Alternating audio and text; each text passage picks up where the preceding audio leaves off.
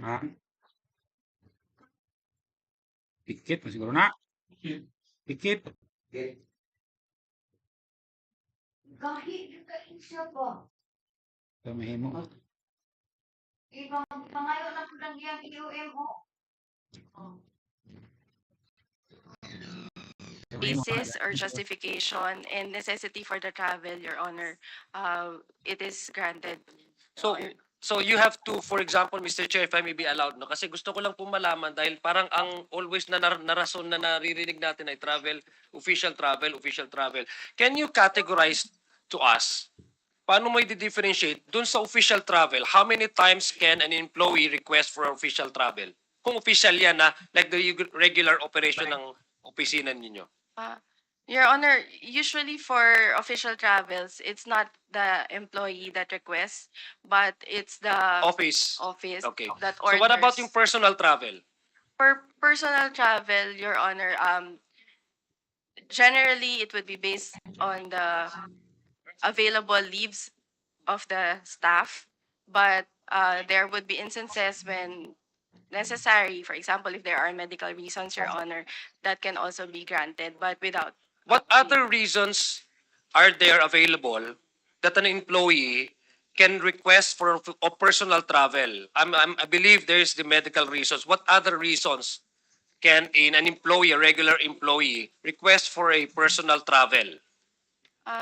Your Honor, for personal travel, there are different reasons provided by under the CSC guidelines. It can be vacation or emergency leave kung namatayan, but different and Pero hindi varied naman reasons. every week or every month magkakaroon ka ng travel, di ba? The reason why I'm asking this, Mr. Chair, and I want to put into record, because since the time that we have started this committee hearings, apparently there are certain individuals who consistently refuse to appear before this committee hearing, despite the insistence of this committee sending them invitation to appear. And they have even the gall to request to the committee to lift the contempt order, Mr. Chair. Pang-ilan na po natin ito? Pang-7? Pang-5? Pang-6 na po ito, Mr. Chair. Pang-6 na ano. So, to me, if you ask me, my personal take on that is there's a deliberate refusal to attend this committee hearing. And there's a deliberate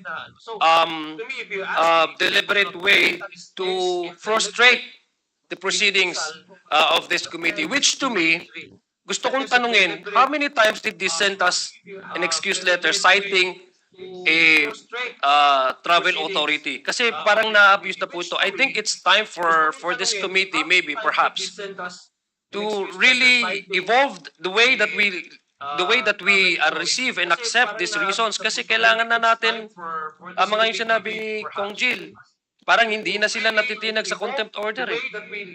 So we don't want to set this example that anybody who does not like to attend, hindi ko alam kung whatever reason, dahil ayaw lang nila sumagot sa committee na ito, ay gagamitin lang nila yung convenient reason na nagkakaroon sila ng travel order. Mr. Chair. Comsec, how many times did they send us their excuse letter that they are on official travel? Your Honor, from the time a subpoena ad testificandum was issued, so and successfully served from November 11 to today, since there's a standing contempt, for the first 4 hearings, they sent position papers stating points that why they are not attending, Your Honor. After that, travel orders na po, Your Honor. It's really bothering, Mr. Chair, because tinanong ko nga, who really approves the travel order? Why they are not attending, Your Honor. And then it's obviously, Mr. Chair, that there's a deliberate attempt to really frustrate the proceedings and for this committee to really find out kung ano talaga itong mga allegations na kinakaharap nila ng opisina. Just to put that into record, Mr. My manifestation and my frustration as well, Mr. Chair. Thank you. The chair would like to recognize Congressman Kit Flores. Mr. Chair, kanina pa tayo dito sa excuses ni Naparde and since the Chief of Staff already mentioned that they're on official travel, may I know from the Chief of Staff exactly where the travel is of the spouses Fajarda? Your Honor, Mr. Chair, as mentioned earlier, I was not able to see the travel authority of these individuals, Your Honor. But would you know where the activities are, supposedly? We Where they have, were sent? yes, the Office of the Vice President is actually turning 89 years old, Your Honor. I know. Just Yeah. give me the place po. I I'm just need sorry. the place. I'm sorry. We are holding several activities across all our 10 satellite offices, Your Huh? Honor. So we have in BARM, we Kaya nga, have, I just Ano ba? need where Fajarda and spouses Fajarda were sent today. but Your Honor, I cannot answer that. Okay. because Who can answer it Banatan among mo na the eh. OVP people present? Binukang mo na eh. Attorney Sanchez? Thank you. Mr. Chair, I have not seen the travel orders. So you don't know where these Bisita people ni went? You just Marbel, no? disappeared or something? I have not seen the travel orders. Can you Your call Honor, the but- HR? I have not seen the travel orders. Yes. Where is the activity now? Exactly what city, what town? Because this is my suggestion. The Sergeant at Arms is here. He coordinates with the Chief of Police of the town where they're holding the activity. Then execute enforce the contempt order. Tapos, di ba? Para Sergeant at Arms is here. kanina pa tayo eh. Coordinates with the Chief of Police at the town where they're holding the Thank you. Activities. We will check, Mr. Chair. Okay, thank you po. Now, just to give a short comment, no? It is the duty of public officers to appear before Congress or any of its committees. In fact, in the case of Balag versus Senate of the Philippines, GR number 234608, dated July 3, 2018, the Supreme Court had occasion to rule that the attendance is mandatory when so summoned by Congress. Is underscored by the fact that failure to do so without legal basis is subject to criminal sanction under Article 150 of the Revised Penal Code. So, para lang po maunawaan ng ating mga Under Article ito po ay 150 of the Revised sa mga Penal Code. hearing ng Congress ay Para lang po maunawaan ng ating mga kababayan. dahil ito po ay tinatalaga ng batas na ang pagpunta dito ay mandatory para sa mga public officials. Maraming salamat po. Meron pa po bang gustong magsalita? Yes, Comsec, please continue. Your Honor, I would like to recognize Vice Chairperson, Honorable Janet L. Garin from the 1st District of Iloilo, Honorable Rolando M. Valeriano from the 2nd District of Manila, and from the Department of Education, Undersecretary for Operations, Mr. Rev. C. A. Escobedo is present. Thank you, Your Honor. Thank you. We will now proceed to the next item in our agenda. We will continue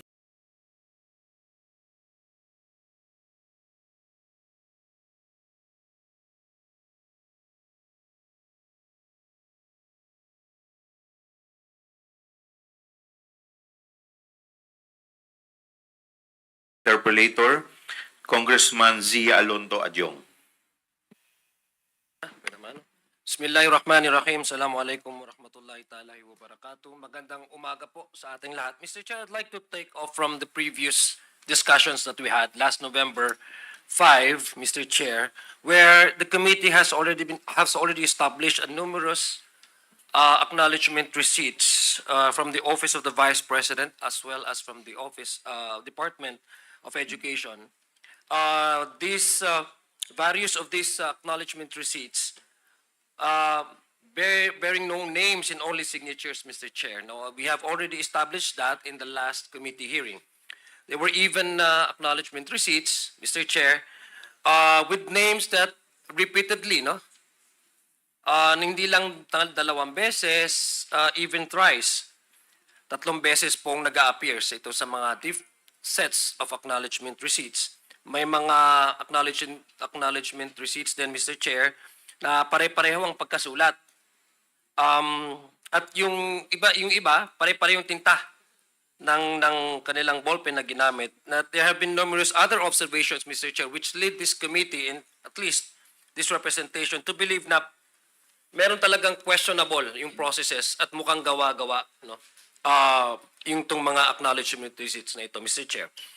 So since then, since we started discussing about the acknowledgement receipt, Mr. Chair, there were numerous inquiries from the public asking me kung how important is this acknowledgement receipts are.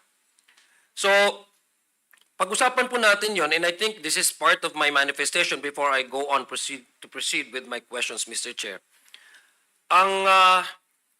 Ang mga acknowledgement receipts na po ito ay isinumite ng Office of the Vice President at the Department of Education bilang documentary evidence of payment for the supposed expenses using confidential funds, Mr. Chair. For the record, and to answer the public, Mr. Chair, yung buong kabuuan po ng confidential funds ng Office of the Vice President, totaling 500 million pesos, as well as the confidential funds of the Department of Education, totaling 112.5 million. These amounts were liquidated, Mr. Chair, solely through the acknowledgement receipts,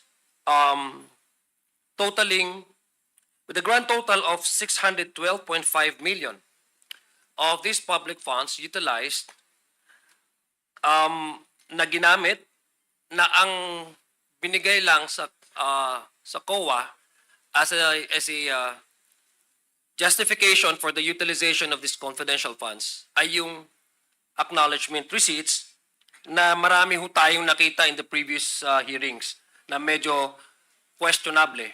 Yung iba ay to a point na nakakatawa, Mr. Chair. And I would just like to cite an example, and let me go back to the previous, again, acknowledgement receipt that was first observed by Chairman Romy Acop.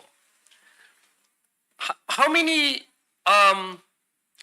acknowledgement receipts are we talking here, Mr. Chair? No, based on my office count, there are almost 4,500 acknowledgement receipts na nanggaling po in total, no? Both nanggaling po sa Office of the Vice President, pati rin po galing po dun sa Department of Education when the Vice President concurrently holding the office as Secretary. Roughly 4,500, 2,670 from the Office of the Vice President submitted acknowledgement receipts, and 1,820 with no invoices, zero official receipts, no? Lahat po ito acknowledgement receipts na walang attachment of proof of identity, no? Or the existence man lang ng yung supposed recipients nito ay buhay or totoong tao. So this is what we find out during the previous committee hearings, and this is what I think the observation of this representation would like to find out. May I, again, let me go back to the previous discussion that we had at nagkaroon din ito ng national traction. May I request COMSEC to please flash the first acknowledgement receipt that was noticed by Chairman Acop. Ayan po, Mr. Chair. Yung Mary Grace Piatos, no? Isa po yan sa mga acknowledgement receipt na naisumite sa Commission on COA, Commission on Audit, na alam naman po natin na yung pangalan na Mary Grace ay isang restaurant, yung Piatos ay isang chichirya.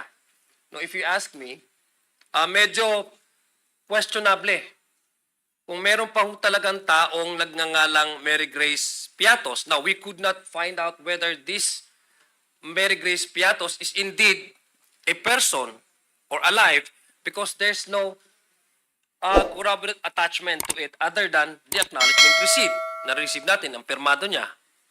So, Mr. Chair, this prompted, Mr. Chair, in fact, some of the members here and I guess members who came out with a,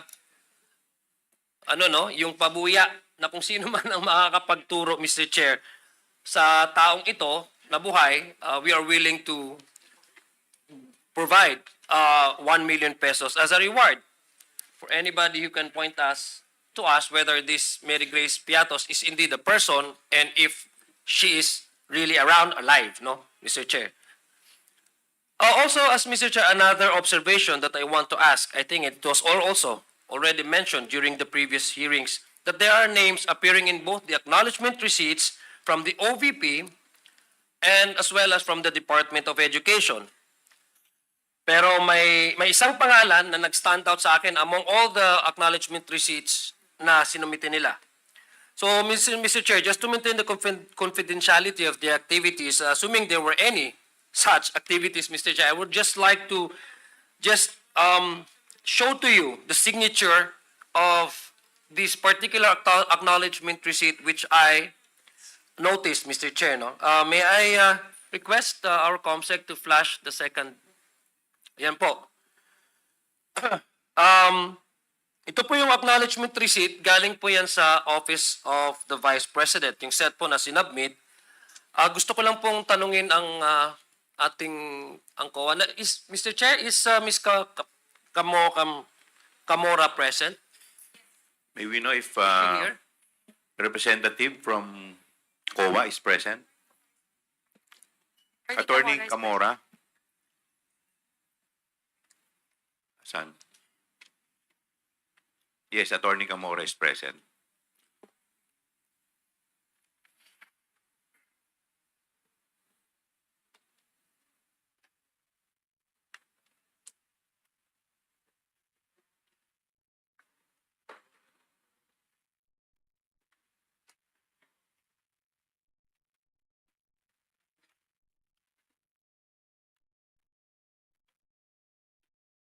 Attorney? COMSEC, can you please flash the... You have already taken your oath, man, no? Kasi several times ka naman umattend, no, Attorney Camora? Tama po ba? Yes. Can you... Yeah, Attorney please. Camora, please answer. Yes po, Mr. Chair. Nakita niyo naman po itong ano, no? Acknowledgement receipt, no? Yes po, Mr. Chair. Sa palagay niyo, nababasa niyo po ba yan, yung pangalan dyan? It's, I think, Kokoy Villamin po. Yeah, Kokoy Villamin received on, ano ba yan, 9, no? September 17, 2023, no? So, itabi lang po natin yan for the meantime. And I'd like also to show you another acknowledgement receipt, this time from the Department of Education. Mr. Chair, can I ask COMSEC to, yes. On the left side, with black ink, that's from the OVP. On the other side is from DepEd. Okay, pakibasa po yan, yung pangalan din po dyan sa DepEd.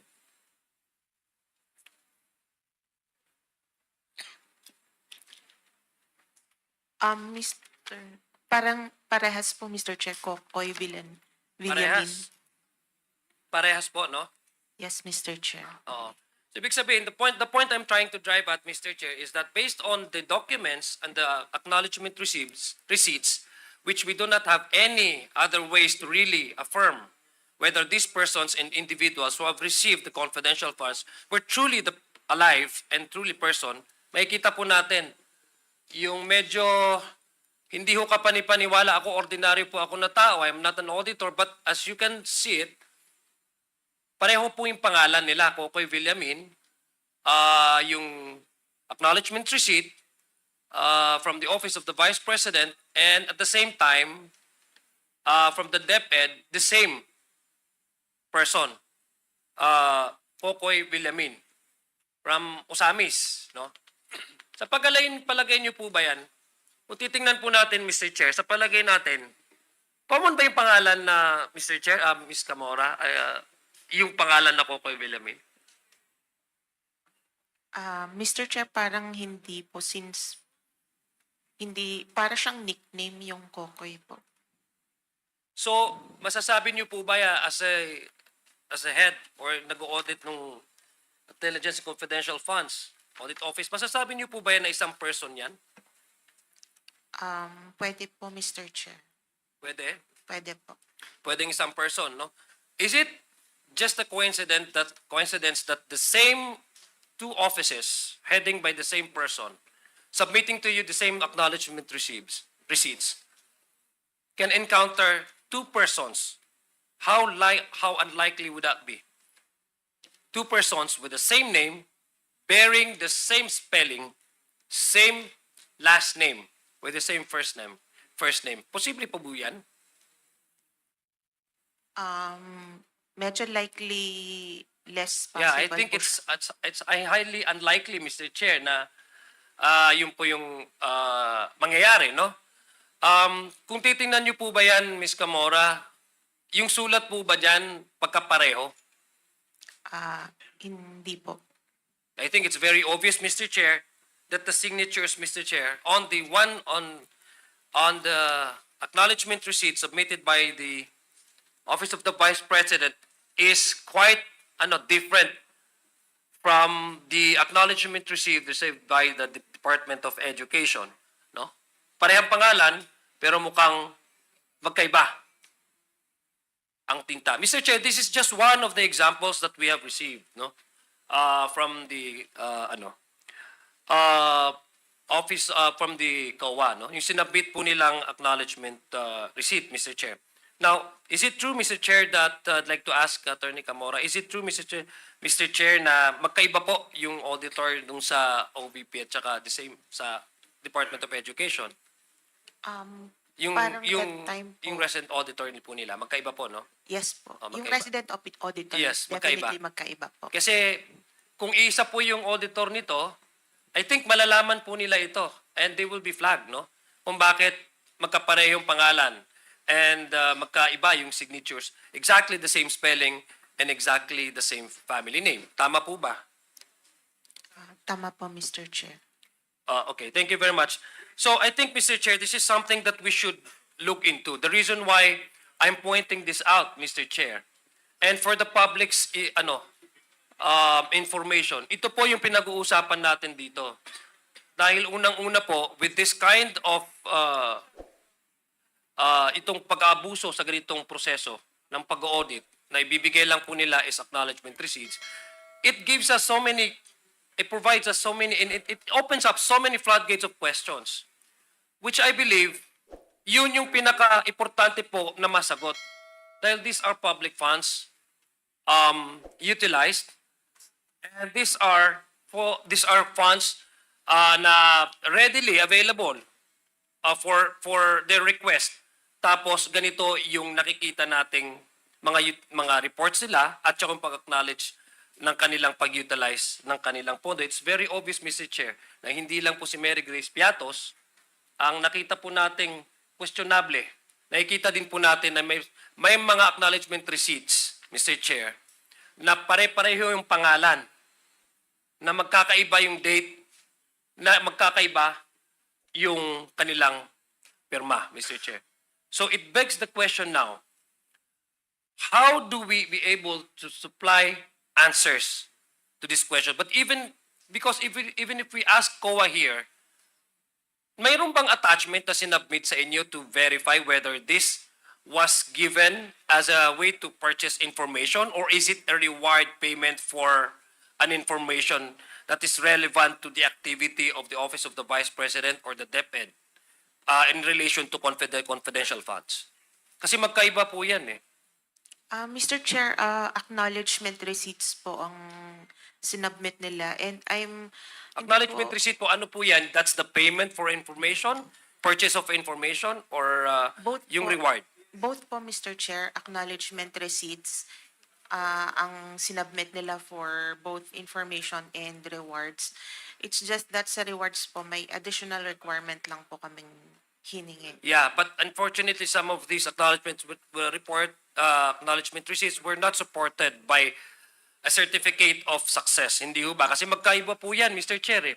Pag yung purchase of information, regardless whether this information are useful or not, talagang bibilin mo lang yan. Diba? But the reward and payment for the information, dapat po yan may certificate of success. Hindi ho ba? Dun sa agencies po na pinagpartneran, for example, ng inyong opisina. Tama po ba yun, Attorney Camora? Tama po, Mr. Chair. And all of these acknowledgements receipts were being supported by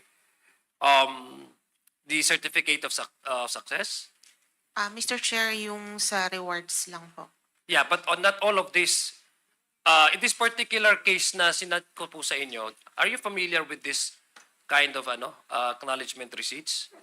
Or have you came across this particular questionable acknowledgement receipts? Yan po yung mga ni-review namin dati. Although at that time, Mr. Chair, wala naman po sa Yeah, that, ano namin na that's why, yeah, that's why you have issued yung observation memorandum ninyo. It's precisely because they have failed to at least provide you the attachment to verify or at least to authenticate that indeed these funds that were used for a reward or payment of reward were not substantiated by a certificate of success. Tama po ba? Yes, Mr. Chair. Again, Mr. Chair, it begs us the question, gaano kalala yung pag-aabuso dito sa confidential funds? I think we have just started unearthing all of these problems and all of the questionable acknowledgement received. I think this is just the tip of the iceberg, Mr. Chair. If we go deeper into this, mukhang widespread po ang nangyaring pag-aabuso sa pondo po ng ating gobyerno, Mr. Chair, insofar as the utilization of confidential funds is concerned on both the Department of Education and the Office of the Vice President. Hindi lang ho si Mary Grace, ang sabi ko nga po, hindi lang ho si Mary Grace Piatos po ang questionable dito. Meron din pong mga pangalan na pare-parehong nag-a-appear po on both acknowledgement receipts, Mr. Speaker, coming from the Office of the Vice President as well as from the Department of Education. Mr. Chair, just a manifestation, and I believe there are questions relating to this that my colleagues would also like to ask the COA, and I would yield to my colleagues to further inquire kung paano po ito nakalusot at saka ano po talaga yung nature ng pagbibigay ng acknowledgement receipts, which I believe, to my mind, Mr. Chair, is open to abuse, Mr. Chair. And yung process po ng pagganito, kung ganito, if we allow this to continue on, talagang maabuso at prone talaga po sa mismanagement ng pondo ng binibigay po sa mga ahensya. Particularly, Mr. Chair, ito pong discussion natin ng utilization ng confidential funds ng Department of Education while the Vice President was still holding as the agency as the Department Secretary. Marami pong salamat, Mr. Chair, and thank you, Attorney Camora. Thank you, Honorable Zia Alonto Adjong. The next to interpolate is Congresswoman Janet Garin. Thank you very much, Mr. Chair. Since the Honorable Manuel went for a quick meeting, allow me to pursue the line of questioning of the Honorable Zia. Kanina po, Mr. Chairman, may pinakitang acknowledgement receipt. May I pose, if I may be allowed to pose the question to Congressman Zia, Mr. Chair? Okay lang po ba? Do we allow that, Mr. Chair? Very quickly lang, very quickly. Yes po, ma'am. With the permission of the Chair. Kanina po kasi sinabi nyo acknowledgement receipt. Ang ibig po ba sabihin nito ay pagpirma mo na ikaw ay nakatanggap ng pera? Tama po ba? Tama po yun. So pera siya, hindi siya gamot, hindi siya pagkain, hindi siya bahay, pera. Yes, tama po yun. Yung acknowledgement receipts na binigay po nila sa COA. At itong tinanggap na pera ay para po saan? Doon po sa in connection with the utilization of their confidential funds po, Mr. Chair, Your Honor. Okay. That's why I was asking, Mr. Chair, kasi narinig ko kasi yung salita, libo-libong acknowledgement receipt. Did I get it right? That's correct, Mr. Chair, Your Honor. Actually, based on our count, meron pong sinubmit na 4,500 acknowledgement receipts. 4,500 acknowledgement That's receipt. in total, both from the Office of the Vice How many President. people?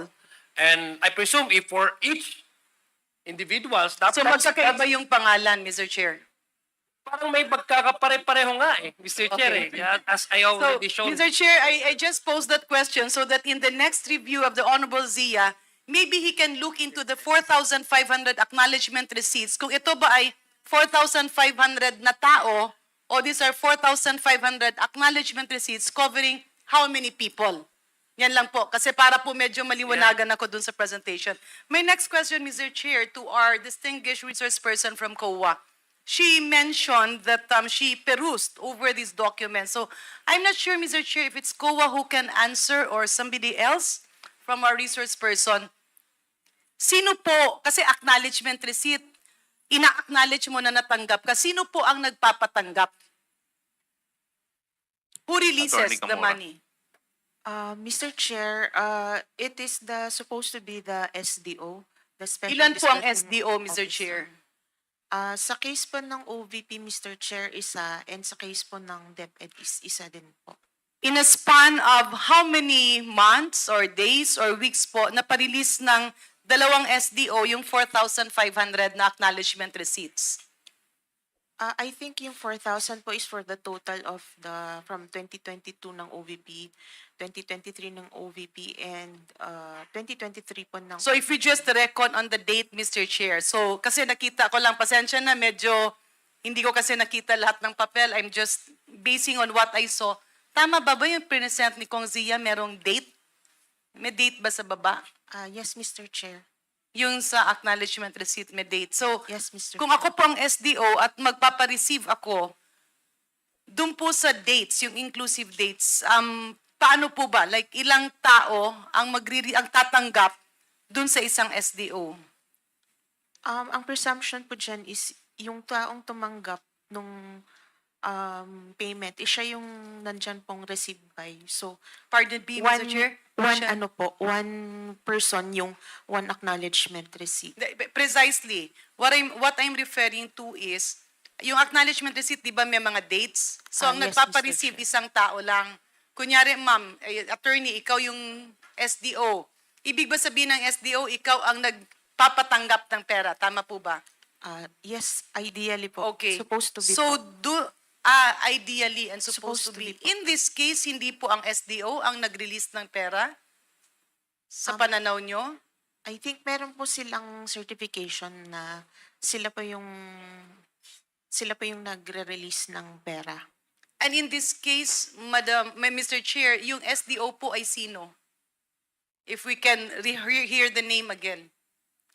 Sa OVP po is Gina Acosta, and sa DepEd po is Mr. Edward Fajarda. Sorry, ma'am. Sa OVP po is Miss Gina Acosta, and sa DepEd po is Mr. Edward Fajarda. So ganun po pala ka-importante, Mr. Chair, bakit hinahanap natin si Ma'am Acosta at si Ginoong Fajardo? Kasi this will solve all the problems. Malay mo, totoo naman palang sila ang nagpatanggap. At totoong tao si Kokoy at yung mga minention nyo. So kung ganun, kung wala naman tayong tinatago, mas mararapat talaga. It will be better to request them to appear so that all these questions will be answered. And kung wala namang mali, di matapos ito at itong ating mga butihing kawani sa gobyerno ay makabalik sa kanilang opisina at makapagtrabaho. Kasi sayang yung oras na ang dami nating pinag-uusapan, but unfortunately, yung dalawang taong may kasagutan sa tanong na ito ay tila hindi mahagilap. That's my understanding. So with that, Mr. Chair, may I again ask our Commission on Audit representative or any resource person for that matter, kapag ang SDO, pwede po ba niyang i-delegate yung kanyang function? Ibig sabihin, pwede niya bang i-delegate ang pagpatanggap ng pera?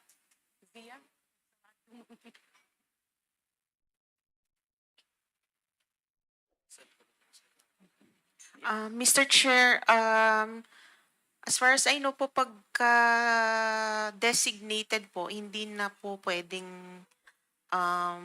i-delegate, especially since sa case po ng Intel and confidential funds, meron po silang pinipirmahang certification na Dapat po yung sila lang ang mag-release. nag-disperse. Hindi pwedeng ipa-release sa iba kasi baka mamaya hindi nila kaya. Yes, Mr. Chair. Can the head of office, let's say in this case, the DepEd Secretary or the Vice President, designate more than one SDOs? Ano po ba ang batas? Pwede naman pong mag-delegate ng more than one SDOs as long as the SDOs are bonded po. So in this case, pwede naman na hindi lang si Ma'am Acosta, hindi lang sa Ginoong Fajardo, pwedeng kumuha sana ng maraming SDOs para hindi maging nakakapagtaka yung pag-disperse ng 4,500 acknowledgement receipts. Tama po ba? Tama po, as long as isasubmit po lahat ng requirements like yung proper designation po ng SDO, yung bonding. So po it's niya. possible na para hanapan mo ng solusyon yung ganitong sistema, pwede ka mag-designate ng maraming SDO. Unless you only trust one person. Unless merong mga bagay na ayaw din ng iba yung risk. Unless it's also very difficult for that person to let somebody sign kung hindi niya kakilala. So, Mr. Chair, pasensya na po, medyo foreign po sa akin kasi ang confidential fund. Paano po ba ito? Let's say, these are all from taxpayers' money. Tama po ba? Yes, Mr. Chair. Okay. So, galing po sa kaban ng Pilipinas, paano po ito na ilalabas? Kung sa national government agencies po, nasa GAA po nila. Pag sa GOCCs po, dapat nasa corporate operating budget po nila. Okay. And for From that, LGUs po, ma'am, okay, nasa GAA siya, nasa budget siya, paano siya na ilalabas? Let's say tapos na yung budget. Let's say you are the let's say you are the head of office. Kapag ikaw po ang head of office, paano po mailalabas ang confidential funds? Kung okay naman po yung documentation from DBM, kina-cash advance po siya ng SDO. So, kina-cash advance siya. Yes, Mr. Chair. And in this case, ang nag-cash advance ay yung SDO talaga. Yes, Mr. Chair. Paano nyo pa yun ika-cash advance talagang cash? I presume cash po siya, Cash siya, oo. since Hindi po ba yun delikado kung iisang tao lang? accountability po nung SDO yun. No, what So, I mean is, kunyari magka-cash advance ka, ang pagkaintindi ko ng cash advance ay kukuha ka ng pera. We're Yes, talking Mr. of how Chair. much? Millions. Mr. Chair, Your Honor. millions po usually pagka Pwede po nating confidential. maibigay yung tamang amount? Kasi pag sinabi natin millions, pwedeng 5 million, pwedeng 1 million. For example po sa case in po this dito, case, in this case. kay OVP, 125 million po. Or sa DepEd po, 37.5 million. 125 million. Ibig sabihin yung pag-cash advance, buo na 125? Or baka tingi-tingi? Sa nakita Based niyo sa pong documents dokumento. po nila, Mr. Chair, buo siya since buo po yung check na sinubmit nila. So, ibig sabihin, yung opisina, magbibigay ng pera sa isang tao na 125 million. At yung tao yon ay mamimigay din sa mga andun sa parang recipients, no? Ng kanilang mga... In this case, sino po ang tao na sinasabi natin? Yung nag-encash ng 125 million. Yung SDO po, since siya po yung nandun. Anong pangalan naka-names po, Mr. Chair? Sa case ng OVP po is Gina Acosta po. So si Ma'am Gina Acosta pumunta sa bangko, dala-dala ang cheque, 125 million, na cash ang ipinalit. Yes, Mr. Chair. Mr. Chair, may I just be appraised? Pasensya na po. Kasi sa pagkaalam ko, pagka nasa bangko ka at nag-withdraw ka or nag-i-encash ka, hindi po ba limited po ang kanilang cash? Maybe we can ask a representative from the land bank Yeah. to answer the query. Just to clarify, Mr. Chair, I'm just looking You- at the possibility. I'm not pointing any accusation. Tagalabang may nilabas bang pera or baka mamaya wala namang nilabas na pera at naiwan yung pera doon? Kasi I'm hearing acknowledgement receipt. So maybe we can ask from, anong bangko po, sir? Ma'am. Land Bank po, Mr. Chair. Do you have a representative from land bank? Could you please invite the representative of land bank to take a seat here? Dito po.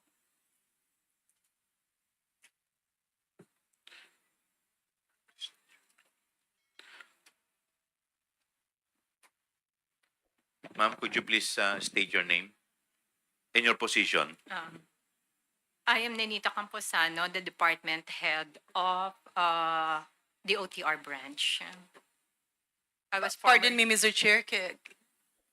Ano, pakiulit po, ma'am? I'm Nenita Camposano, department head of the DOTR branch of Land Bank. Yes. I was You have formerly- taken your oath already, right? Yes. Tama po. Please So- continue, Congresswoman. Ma'am, magkano po ang usual na cash na nasa bangko po ninyo at any given time? Different branches have Hindi, different. in your, you can probably speak in behalf of your branch. I mentioned before that the CIB level of the DepEd branch where I was formerly the department manager. Ano po, CIW? Ano yung sinabi niyo po? The cash in vault, sorry. Okay. The cash in vault level, the cash level of our vault, as I mentioned in the previous hearing, is 10 million. So ang ibig po sabihin, at any given time, ang ibig sabihin ng cash in vault, yung available na pera sa bangko ay 10 million. No, Your Honor. That is the maximum, but we don't store cash at that much. 10 million is the maximum, but you don't store for purposes of safety. Security. Yes, ma'am. Okay, so magkano po usually, ma'am, average? 5 to 6. 5 to 6 million. So you can say that the highest will be 10, it can be 3, it can be 4, and the average is 5. Is this true na yung SDO ay nag-encash? Was it encash or nag-encash ng 125 million at one time? I was with DepEd branch, ma'am. The OBP is with our Shaw Boulevard branch. Okay. So can Do we have a representative from Rojas Boulevard Shaw Boulevard. branch? Shaw Boulevard or Rojas? May I be excused, Your Honor? So while waiting for the other manager, so Ito sa po. inyo po, ma'am, at one time is 3 to 5 or 10 million. And for sa DepEd, magkano po ang ini-encash ng SDO? This particular check, ma'am, 37.5 million. So paano nyo po nagagawa yon? Kasi 5 to 10 million lang yung cash on vault nyo. We require our clients to tell us the amount to be withdrawn 2 days or 1 day before. The So 2 encashment. days or 1 day before, pinapa-prepare yung, okay. And in this case, who made the call? It was the cash division of the Department of Education. Cash Division of the Department of Education. Specifically, sino po? Usually it's Ma'am Sonia De Leon. Pardon me? It was Miss Sonia De Leon who calls us for the reservation. So si Sonia, Ma'am Sonia, Mr. Chair, is not here. And is this a regular occurrence, ma'am? Ito ba ay pangkaraniwan na nangyayari? Yung 37.5 o yung malalaking amount na ini-encash, pangkaraniwan naman ito. Yes, ma'am. So pangkaraniwan ito sa inyo. Usually po para po saan? We don't know, ma'am. We are not privy to the to the DepEd's activities. So pangkaraniwan ito na withdraw ng DepEd. No, I'm not saying with the DepEd only, but with all our clients, ma'am. Your clients are government or private clients? Both, ma'am. Both. So in the case of DepEd, pangkaraniwan po ba ang nagka-cash advance ng 37.5? No, ma'am. Ano po, Mr. No, Chair? Your Honor. So pangkaraniwan po siya, Mr. Chair, or hindi? With the DepEd, with the DepEd. Yes no, po. No, no. Okay. And maybe, Mr. Chair, we can ask the land bank manager of the other branch. Ma'am, before we address the land bank manager of other branch, gusto ko lang pong magdagdag ng tanong. Yes. Ilang occasion po kayo na nakapag-withdraw ang DepEd ng 37.5 one time? 3 occasions. 3 occasions. Okay. Thank you po. Thank you, sir. Ikaw na. Ma'am, pwede po ba paki-state ninyo yung pangalan ninyo tsaka yung position ninyo? I'm G&G Ma'am, pakilapit po yung yung mic. Good morning po to everybody and to all our officers. Jean Abaya po from Land Bank Shaw Boulevard Branch. I'm the department manager and assume the position only as of January 2024. So, Mr. Chair, is the good manager here now was also the manager present? I'm really sorry, hindi ko po alam yung date ng encashment na nasabi ni Attorney Camora. So, ma'am, covered ba nung tenure nyo itong encashment ng 125? The one check is negotiated with Shaw Boulevard 2022 and the other 3 checks was negotiated 2023. Wala pa po kayo nun, ma'am. I'm not the department manager but I'm also assigned at Shaw Boulevard being the branch operation officer. So, Mr. Chair, matanong po natin sa ating land bank representative, itong okasyong ito, ilang beses po nagkaroon ng encashment ng 125 million? 4 times po siya. 4 times. Sabay-sabay po yun? Buo yung 125 million or kinukuha as the need arises or base dun sa pangangailangan? 1 time po for each check. 1 time for each check. Sino po ang nagpupunta? Mismong payee po. Sino po ang payee, ma'am, sir? Mr. Gina Chair. Acosta. So kaya pala, Mr. Chair, habang ako ay wala pa dito, naririnig ko na lahat kayo nagagalit na nung wala si Ma'am Acosta dahil nga siya ang makakasagot ng karamihan ng tanong dito. Is that our understanding, Mr. Chair? Tama po ba? Tama po kayo, as SDO. Okay. So ma'am, pagka nag-encash ka ng 125 million, magkano po ang yung average na pera na nasa bangko? The amount is not sufficient for that 125. So, we ask the client... Pasensya na po, ma'am. Okay lang pong Tagalogin natin para po medyo mas sige po, ma'am. maintindihan. Yung pong limit ng aming vault will not be sufficient kung ang pinag-uusapan po natin is yung 125 million. So, per ano po namin, we request our client po na magpa-reserve for us to prepare po yung cash requirement of our client before the encashment, the day of encashment. So in this case, meron naman nagpa-reserve. Meron po. Sino po, Mr. Chair? From the agency po. Sino po kaya from the agency? Since that time kasi po, I was not in the position po to na mag-accept nung reservation. I will check po dun sa record namin sa branch. Pare-pareho bang tao ang nagpapa-reserve or hindi naman? Generally po, from the cash division po of the agency. But I cannot disclose yung exact name or person. Bakit po, Mr. Chair? Ma'am, I'm sorry po kasi by that time nga, as I've said earlier po, na I'm not the branch head during that time.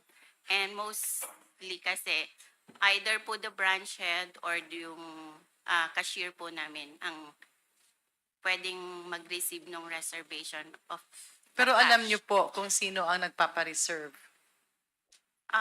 Hindi po. Kasi isang branch lang. So pwede niyo pong matanong, Mr. Ma'am, Chair? Yes. Nandirito po ba yung branch head during that time? Nandirito po ngayon? Wala po siya, Chair. Wala. Okay. Retired na po siya. Retired na? Okay. So maybe, Mr. Chair, we can invite the former branch chair. Would you like to, ano po bang pangalan niya? Yung former manager po. Yes, nung December 2022 up to September 2023. Violeta Constantino po. Violeta Constantino. Constantino. Mr. Chair, I move that we invite Mrs. Constantino in our next hearing. Is there any second to the motion? Duly seconded. Is there any objection? Hearing none, the motion is carried. So, Mr. Chair, the reason why I'm asking this, andun kasi yung risk. Yung risk ng tao, for all we know, kawawa rin naman si Ma'am Gina Acosta, na pupunta siya, delikado ang buhay niyan. Kasi 125 million cash is not a joke. Ito po ay 4 or 5 beses na pumabalik-balik siya, Mr. Chair, Your Honor. 4 times po, since yung check po na na-issued is 4. So mag-isa lang talaga siya na pumupunta or merong mga kasama? May mga kasama po. May mga kasama. Nakikilala niyo po yung mga kasama niya? No, ma'am. By face, makikilala po? Hindi na po, Miss Chair. Ano po yung sasakyan na ginagamit nila? We're not aware po of the, kasi po yung parking, hindi naman po namin. Kasi di ba yung pera nasa loob ng bangko? Maglalabas ka ng pera sa labas, isasakay po ba natin sa tricycle, Mr. Chair? Hindi po. Since over-the-counter transaction po siya, after release po kasi ng bank sa client, it's call na po ni client where kung saan Ma'am, po can nila you please ilalagay. speak closer to the Kung, microphone? hindi na po namin chine-check or minomonitor yung kung anong car po or vehicle Sino po, Mr. Chair, Your Honors, yung naghahakwat? Sila po mismo, yung mga client. Ibig sabihin, wala pong taga-bangko ang naghahakwat or nagpapalabas? Wala po. Yeah. It's just quite unusual, Mr. Chair, that the branch manager who's present here now seems to have probably a temporary amnesia on what has happened. Kasi napaka-imposible pong maglalabas ka ng 125 million cash, 4 na beses, ni hindi mo lang titingnan kung ano yung paglalagyan at ni hindi mo tutulungan yung kliyente na maglabas ng pera. Kasi syempre, alam mong it can invite perpetrators, either ma-hold up, either pasukin yung branch. Kung ganyan po ba, ma'am, nilalock yung branch or parang open to all lang? Miss Chair, hindi naman po. Yung dun sa lalagyan, ma'am, nakikita naman po namin kasi from the teller, i-release po yung money. So the teller, nakikita niya po kung saan niya ilalagay yung money. So yung dun sa paglabas po, since malaki po yung amount, so from the release po, parang dapat wala na pong touch ang one of the personnel since po ilalabas na po siya sa bank. So, ang ano po namin doon, Dumadaan siya ng teller, bale, doon yung teller, yung parang may mesa po na ganon, ma'am? Bale, igaganon mo po. actually, nire-request naman po yun ni client na dapat doon sa discrete place. So, since malaki po yung amount, nire-release po namin siya at the back of the teller. Sorry, ma'am, at the... Back of the teller po. Yung medyo discreet po yung area para hindi po naka-expose Hindi nyo sa tao. tinitingnan yung risk ng empleyado ng gobyerno na kumukuha siya ng malaking cash, baka mamaya masaksak yan paglabas ng bangko. Nasa likod nga po, back of the teller po, nasa back room po ng teller. Back ng teller, yung dinadaanan niya, yung pa rin yung main door or merong ibang daanan. Yung exit, yung entrance and exit, isa lang po yung dun sa case po ng Shaw Boulevard branch. So doon din lumalabas. Yes, Miss Okay. Chair. At ang naghahakwat nun ay yung kliyente na mismo? Opo, kasi may mga kasama naman po sila na Hindi nyo po kilala yung mga kasama? hindi po. Miss Hindi nyo Chair. naman hinahatid yung pera papunta sa opisina, sa DepEd? Hindi po, Miss Chair. Pero pwede siyang ihatid, Mr. Chair? Hindi po, Miss Chair. Bakit po? Di ba meron kayong armored vehicle? Wala po kasi kaming MOA with regards to the delivery of the cash to the client. Walang... Wala po kaming memorandum of agreement with them. So, talagang over the So counter. lahat po ng kung ihahatid dapat may MOA. If we will be using the armored card po, Ms. Hindi Chair. na kung for purposes of safety kasi kawawa naman yung mga empleyado at kawani ng gobyerno kung malay mo may pag-interesan sila. Hindi nyo hinahatid ng armored vehicle papunta dun sa opisina para naman safe sila. Yun po, kung meron po kaming memorandum of agreement kasi yung armored car is need po ng Sino po yung teller na nag-release ng pera? teller po ng branch. Yes, Mr. Chair. Ms. Chair, since 4 checks po ang issued check for negotiation, iba-ibang teller po yung nag-issue. So iba-ibang teller Oo, siya. so in our case, 3 tellers po yung iba-ibang nag-serve.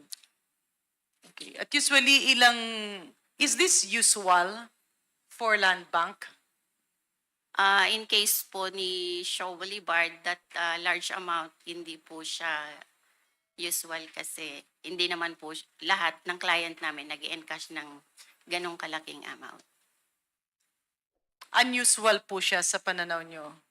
Opo, Ms. Chair. Yeah. Mr. Chair, the reason why I'm asking this is we're putting the risk of our government officials and our government employees. Imagine, magwi-withdraw ka ganyan kalaki, cold cash.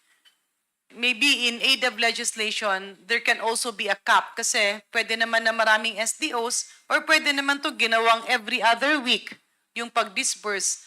Tsaka ang tanong rin, there are just a lot of questions, Mr. Chair, because if you get 125 million cash and you bring it to an office, a government office, may vote by yung government office. Maybe we can ask the representatives from OVP. Meron po tayong vote doon, ma'am, Mr. Chair? Wala na.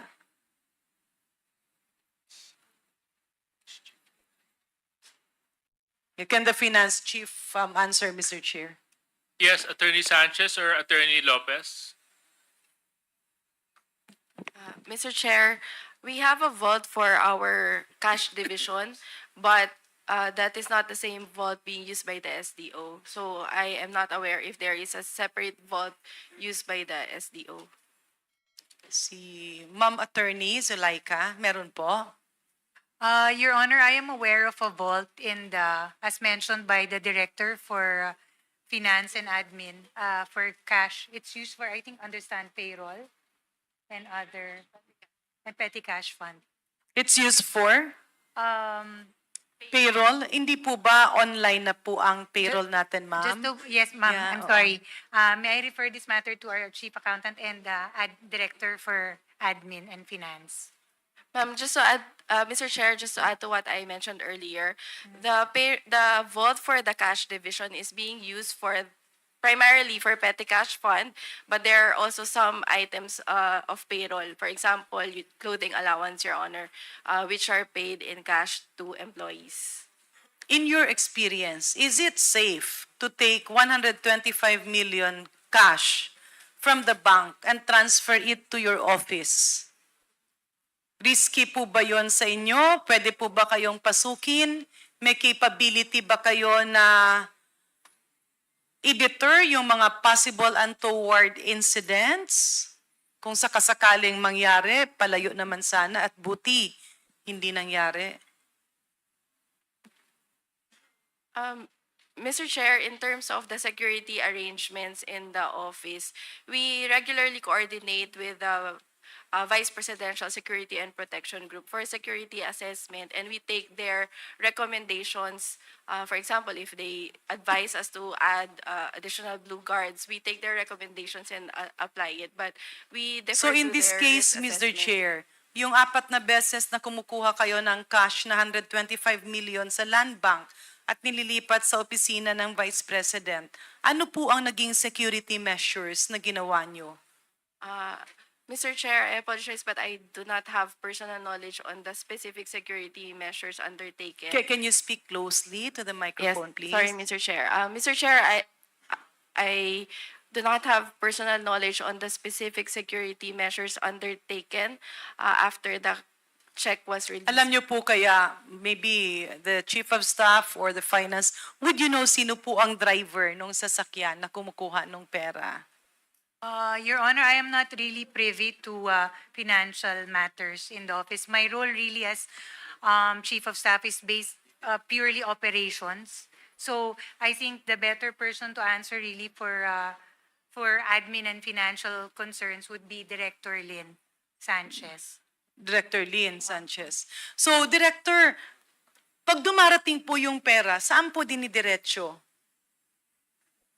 Mr. Chair, after the cash division releases the check to the special disbursing officer, we already have no participation on the encashment or handling So, of the ibig sabihin, cash. Mr. Chair, pagkakuha ng pera sa Land Bank ng 125 million, 4 na beses, hindi siya bumabalik sa office ni Vice President. Mr. Chair, I do not have information on whether bumabalik siya po or hindi. So, hindi siya napupunta sa opisina. Kasi 4 na beses ito, Mr. Chair, Madam Resource Person, nangyari. Tsaka ang laki kasi ng amount eh. Ilang kahon po yun? Yes, Mr. Chair, as mentioned earlier, hindi ko na po nakikita yung pag-encash and pag-handle nung So cash. maybe, Mr. Chair, we can ask the Land Bank Manager. Ma'am, ilang boxes po yun? Doon po sa amount ng for the OBP, 2 box po siya ng BSP box. 2 box siya ng BSP box. So ibig sabihin, Point of clarification. Sorry, I've never seen a BSP box. How big is that box? Malaki po siya, Mr. Chair, pero pag kinash out po namin siya kay client, hindi na po siya naka-box. They put it in bag. In our lang. Mr. Chair, can we request the resource person to Yeah. speak close to the microphone? So hindi na siya naka-box. Saan po, ma'am? Linalagay po ni client dun sa kanyang sariling bag. May dala po silang bag. Sorry, may I just interject? Anong bag po ito? Duffel bag? Eco bag? Ano pong bag? Congressman Pami Sofra. Very curious lang ako. Kasi Ah. ang laki nung amount na pinag-uusapan. So anong, maleta po ba? As I remember po, malalaki siyang parang gym bag. Duffel bag. Duffel bag. Ah, Ang isang duffel bag po, ilan po ang kasya doon? hindi ko po ma-remember yung kung ilan yung, kasi parang hinati-hati po nila. Ilang duffel bag po yun? Hindi if you ko, would recall. more or less po, mga nasa 3 to 4 duffel bags. 3 to 4. Ay, duffel bags, parang gym bag po, not duffel bags. Parang gym bag Opo, na malaki. na malalaki Kasi kung po. 3 to 4 sa 125, so more or less mga 25 to 30 million na kada isa. Tama po ba? Probably, Mr. Chair. Probably. Chair, mag-interject lang. Mr. Chair. Yes, Congressman Jojo. Sa kay manager, sure kayo na hindi nag-request for delivery?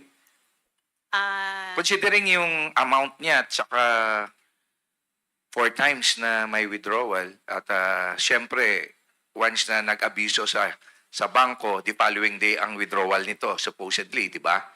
So, parang unusual naman na pipick upin nila sa bangko yung actual na withdrawal. Di ba, pagka ganitong extent ng withdrawal, usually, no? Kasi galing din ako ng bangko, ma'am, dinedeliver yung mga ganitong kalalaking amount. Hindi po, Mr. Chair, since nabanggit ko kanina na wala naman po kaming memorandum of agreement as to the cash delivery. Mr. Chair, if I may. Yes, Can Congressman. we inquire Garin. from other resource person if indeed a memorandum of agreement is needed when you use the, what do you call that? The special vehicle, armored vehicle. Miss Camposano. Ma'am, before I recognize you, the chair would like to recognize Senior Deputy Speaker, Dong Gonzales. Yes, please continue. Yes, Madam Chair, a memorandum of agreement is needed for us the day to deliver the cash to our client. In this case, did you not suggest or recommend to the agencies concerned that the cash be delivered by your armored vehicle, considering that this is cold cash and you are in Metro Manila where there is traffic and those traffic stops can actually put the danger of our DepEd and OVP officials in jeopardy? Kasi ang dali-dali lang yan, may mag-text lang, ayan o, naglalabas ng pera, unless marami ang nag-secure sa OVP at sa DepEd para ilabas yung cash na ito. Or bulletproof din ang gamit. Or the next question is, saan ito nilalagay? Kasi syempre, ang laking pera, kunyari 125 million cash, bibit-bitin mo pa uwi sa opisina. Gaano po kalaki ang office ni Ma'am Gina Acosta? Maybe we can ask. Representative from OVP. Attorney Sanchez. Yes, Mr. Chair. It's just a small office, Mr. Chair, and it's shared with other staff. So, Mr. Chair, Your Honors, no? Tama naman po na yung accountable is Miss Gina Acosta because she's the payee of the check. However, that's taxpayers' money. That's still pera ng sambayan ng Pilipino na inintrust sa OVP at sa DepEd. And our good, distinguished resource person here, Attorney Sanchez, tama no? I'm not sure, Mr. Chair, I'm not a lawyer, but is it not that they will also be accountable because they are aware that a 125 million cash check will be encashed, brought back in cold cash, stored in the office that is shared by many people? So I think accountability does not stop with Ms. Acosta. Accountability also. Pangalawa, it's a shared office. Pangatlo, it's a huge amount. May I ask, Mr. Chair, ma'am, bakit po, instead of 125 million cash, 4 na beses, ba't di nyo na lang ginawang 10 million, 15 million, lower, para yung risk hindi malaki? Kasi di ba nasa opisina nyo nakatago ang pera? Bakit po? Attorney Sanchez. Yes, Mr. Chair, I would just like to clarify that I do not know if kung saan po nakatago yung pera. So, I'm not aware kung sa opisina So you po are not nakatago. sure na from the bank, tinediretso sa office? Yes, Mr. Chair. And then, in terms of the amount... Mr. Chair, sorry to cut you on that, ha. Ma'am, kayo ang nagpaparelease, kayo ang nag-i-issue ng cheque. I-encash. Malaking amount. Ibig sabihin, hindi nyo na chine-check na napupunta sa opisina nyo? Next question, Mr. Chair. Is there a possibility that it is being brought by Gina Acosta to her house? Mr. Chair, again, I do not have personal knowledge. Is it possible? Mr. Chair, for possibility, I would agree that there is possibility, Your Honor. In this case, Mr. Chair, ma'am, pasensya na po. Pero you are in charge of the coffers of the OVP. You would release a check of 125 million, not once, not twice, not thrice, but 4 times, and cash it totally, and then pinapabayaan nyo na lang, kung inuwi yan at tinakbo ng tao. Mr. Chair, under the joint circular, it is the responsibility of the Special Disbursing Officer to safekeep the fund. So it is also for that reason that there is a bond for the Special Disbursing Officer. And as to the amount that was asked earlier, we just relied on the amount of the disbursement voucher that was submitted to the accounting division for the release of the checks, Mr. Chair. Yeah. Mr. Chair, Ma'am, sandali lang po, Yes. may isang tatanong lang ako. Kanina sinabi po ninyo maliit lang yung opisina ni Ma'am Gina Acosta. Tama po ba? Could you please describe the office of Miss Gina Acosta? Yes, Mr. Chair. Mr. Chair, The office of Miss Gina Acosta, it's located in the executive wing of our office. So, different staff sila doon, and then parang cubicle lang siya na tabi-tabi. Cubicle lang. Yes, Mr. Wala Chair. ba siyang taguan doon sa opisina niya ng pera? I am not aware, Mr. So, Chair. pag sinabi mong cubicle, di ibig sabihin, hindi siya talaga office. Yes. Tama ba? Chair. Yes, Mr. Chair. So, there is no way na po pwede niyang itago sa opisina niya yung 125 million. Tama po ba? Kasi cubicle lang eh. Mr. Chair, may mga storage shelves doon sa opisina. Storage shelf. Shelves, cabinets, Mr. Cabinet, Chair. but not Yes. vault. I'm not aware of any vault, Mr. Chair. And I have not inspected the storage shelves, Mr. Chair. Chairman. Yes. Congressman Paduano. Nasa likod ako eh. But anyway, Mr. Chairman, yung land bank ba? Land bank, ano ba talaga nangyari? You delivered, kinuha, 125 million? Mr. Chair, kinuha po siya sa bank. Yung 125 million? Yes, Mr. Sino yung cashier teller at the time? 3 tellers po yung involved, different checks po. Different checks. Ilang checks yun? 4 checks, sir. Mr. Chairman, can we invite in the next hearing the tellers involved in this transaction? Para magkalinawan po tayo dito kasi I doubt, Mr. Chairman. Ma'am, Land Bank, do you have a MOA with the Office of the Vice President? No, Mr. Chair. Sigurado po kayo? Opo. Wala kayong MOA? MOA for the cash delivery, no, Mr. Chair. How about cash deposits? We have a MOA payroll lang po. Sorry? Payroll. Payroll, not cash advances on other projects and transaction. Yes, O Mr. kindly submit then yung MOA nyo with the OVP para matingnan namin. What was the last date nung MOA nyo? 2022. O paki-submit po para matingnan natin. Then, Mr. Chairman, we invite all the tellers involved. Could you please submit the names, the list of the names of the tellers Yes, Mr. to the COMSEC? Okay.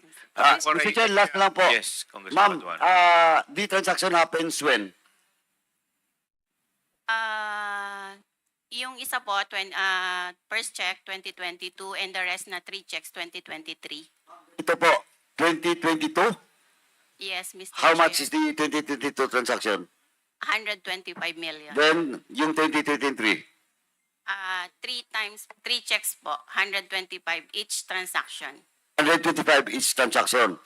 So, yung 2022 yung 125 each transaction. Tama? 125. Okay. Now, ma'am, ganito, 125, ma'am, ha? Ilang, ano yan? Ilang luggage yan?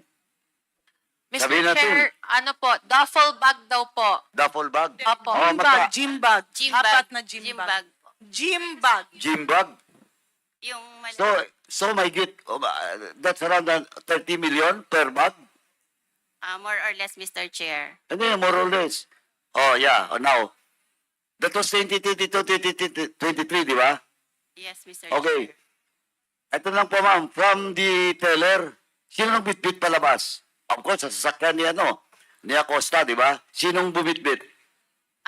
Client po, Mr. Chair. Sorry? Client po. Yeah. Client. May nag-assist po kay Miss Gina ako. Na client, not And, your, no. not your personnel. Hindi Sigurado po, ka? Mr. Chair. Yes, Mr. Chair. Now, ganito na, Mr. Chair, can we issue a subpoena at those STECO with regards to the CCTV during the time? Mama, tandaan nyo, may record kayo dyan involving that transaction, Mr. Chairman, para makita natin kung nandun talaga si Acosta, wala. Because this happens, ma'am, in some of transaction being made by government agencies. And it was also investigated in my committee.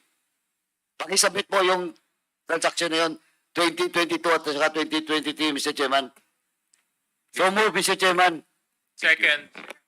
Is Mr. there any Chair, objection? Hearing none, the motion is carried. Mr. Chairman, Yes, Congress, DS, JJ Suarez. curious lang ako dito sa pagbubuhat nung Duffel duffel bag. bag. Oh. Comsec, meron kasi akong hiram na duffel bag dito. Pakita mo nga kung ito yung ganito kalaki yung duffel bag.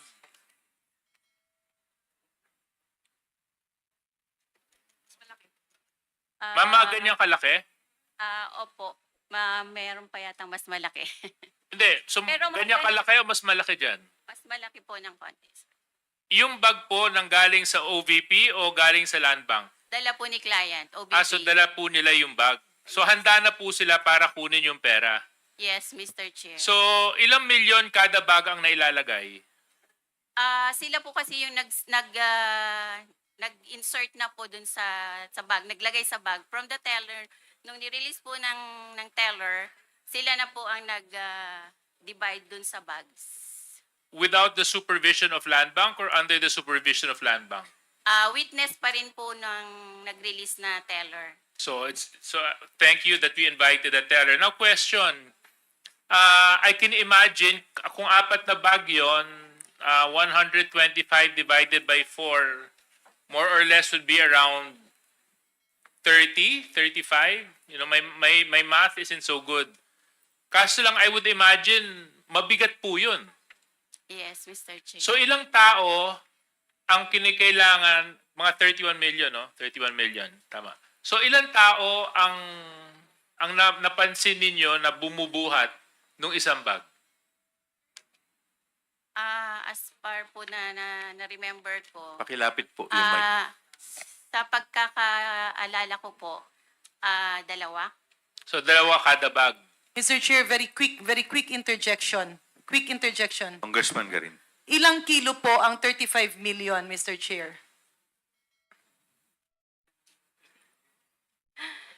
Hindi ko po ma-estimate, Mr. I'm sorry, Congressman Garin, I'm not in a position to answer that, no? But actually, that was my point. Kasi kung mabigat po yun, I would imagine. So kung 2 tao kada bag, 4 na bag, yun po ay binabalikan ng 2 tao o more than 2 people accompany Ms. Acosta to withdraw the cash? More than 2 people po. More than 2. So are you saying 4? How many individuals? More or less po sa pagka-remember ko. Kasi nung tinitingnan ko po, Ms. Sanchez, how long have you been working with Ms. Gina Acosta? Since I joined the OVP, Attorney Sanchez. Yeah. yes, since I joined the OVP, Mr. Chair, How would you describe her build?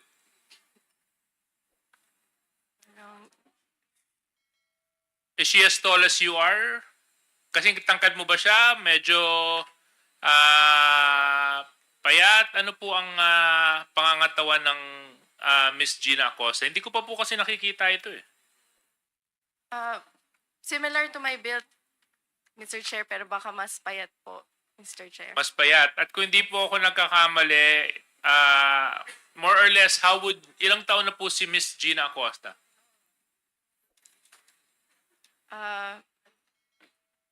Mr. Chair, I will just check po yung date of birth. But What about you, Attorney Lopez? You've been working with Gina Acosta for quite a number of years. How old is Miss Gina Acosta? Your Honor, I would suppose not yet 60, but maybe 50, mid-50s. 59, Chairman. 59. Yeah. Oh, thank you very much for informing me. And what is her build? Similar, as mentioned earlier by Director Sanchez. So, would you say that it will be physically impossible for someone of the same build as Attorney Sanchez to carry one duffel bag by herself? I cannot. Yes, it would be physically impossible. It would be physically impossible. Kaya nga nangailangan sila ng 4 na tao. So therefore, Mr. Chair, I would like to support the motion of Congressman Paduano. It is also important for us to find out kung sino pa yung 4 na tao na kasama ni Gina Acosta mag-withdraw ng 125 million pesos sa Land Bank. Land Bank, as a matter of procedure, pag meron bang mga pag meron po bang mga pumapasok na tao para mag-withdraw ng ganito kalaking pera, nasa logbook nyo naman po yun, di ba? Yung As a pong- security measure, I would assume, a withdrawal of this amount would require certain signatories and IDs to be presented. sa guards logbook po ba yung we're talking po? No, either the guard's logbook or the bank record logbook. Sa bank records po, wala po kaming logbook na maintain as to the... So, ang nasa recording inyo, basta si Gina Acosta ang nakapirma. Hindi nyo Opo. na isinama doon yung mga kasama niya para dalhin yung pera. Wala po, Mr. Chair. Wala. But doon sa logbook ng guard, nandun yun? I'm not so sure, Mr. Chair. We'll check Siguro po. magandang malaman din natin kasi critical sa atin malaman yung mga individual. Sino po yung finance Mr. Chair. department? Yes, yes. Very quickly, but I'll just before I lose my point, Vice Chairman Benny, sino po yung finance and admin head? Yeah, Attorney Sanchez. So, sino po ang kasama ni Gina Acosta tuwing magwi-withdraw po ng pera ng confidential fund ng Office of the Vice President? Mr. Chair, may I respond? Attorney Yes. Sanchez. Okay. Thank you, Mr. Chair. Mr. Chair, as mentioned earlier, from the end of finance, once we release the check to the payee, we already have we do not have participation. No. That's not my question, ma'am. My question is, di ba, you're handling admin as well. So, human resource, employees. So, 125 million is a big amount. And I would expect some sense of security would be implemented by the Office of the Vice President. Kasi tama yung sinabi ni Congressman Garin eh. Baka mamaya magka-interest doon na nalaman na isang tao na kasing laki mo lang ang may buhat-buhat 125 million. Talagang pwedeng pagtangkaan na nakawan yon. So dapat may kasamang tao, may magsisecure. So who were those persons who accompanied Gina Acosta withdraw that money? Mr. Chair, as to the security arrangements for the withdrawal of the money, I was not part of the arrangements, Mr. Chair, so it was not relayed to me, Mr. Chair. But Mr. Chair, I think that would be an answer I cannot accept, Mr. Chair, kasi kayo po ang tagapamahala nun eh. Kayo ang pumirma ng cheque. In fact, it was so quick that all four of you signed the check on the same day. There was haste in the office to withdraw that cash. So I would expect that in the same manner, you would also secure that fund. Kasi dito nga, December 20 ba yun? Sabay-sabay yung pinirmahan yung disbursement voucher eh. Actually, nagulat nga ako, sobrang bilis ninyo eh. 3 signatory, isang araw, nagawa ninyo eh. So ipinakita nyo na minamadali nyong makuha yung pera. So ang tanong ko, sa pagmamadali ninyo, siguro naman, tiniyak nyo rin, dahil nga nagmadali kayo, mahalaga sa inyo to, sisiguraduhin naman natin na secure yung pera. Ang tanong ko, oras na ibinigay nyo yung cheque sa Land Bank, sino ang kasama ni Gina Acosta i-withdraw yung pera? Mr. Chair, respectfully, I really have no personal knowledge as to the companions of the special disbursement. Because, Mr. Chair, this did not happen only once. It happened in December. It happened in January. It happened again, I think, sometime in April. I can be wrong. And maybe again in September. Tama ba ako? Ms. Sanchez, parang ganun yung dates, di ba? The last one was in July, Mr. Chair. Yeah, okay. So, it happened 4 times. So, Mr. Chair, Ma'am Villa Del Rey, kayo, malalaman nyo ba kung sinong kasama ni Gina Acosta nung withdraw yung pera? Ma'am Villa Del Rey, you are recognized. Good afternoon, Mr. Chair.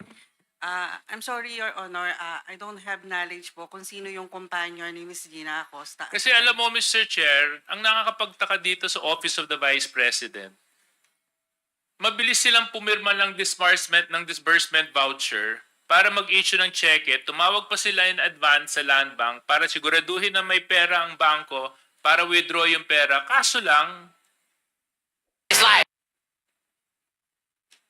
wala naman silang nilalagay na action para pangalagaan yung pera. Ni nga paglalagyan ng 125 million, wala na silang pakialam kung saan nila ilalagay. Kasi ang sinabi ni Ms. Sanchez kanina, yung vault ay para lang sa petty cash.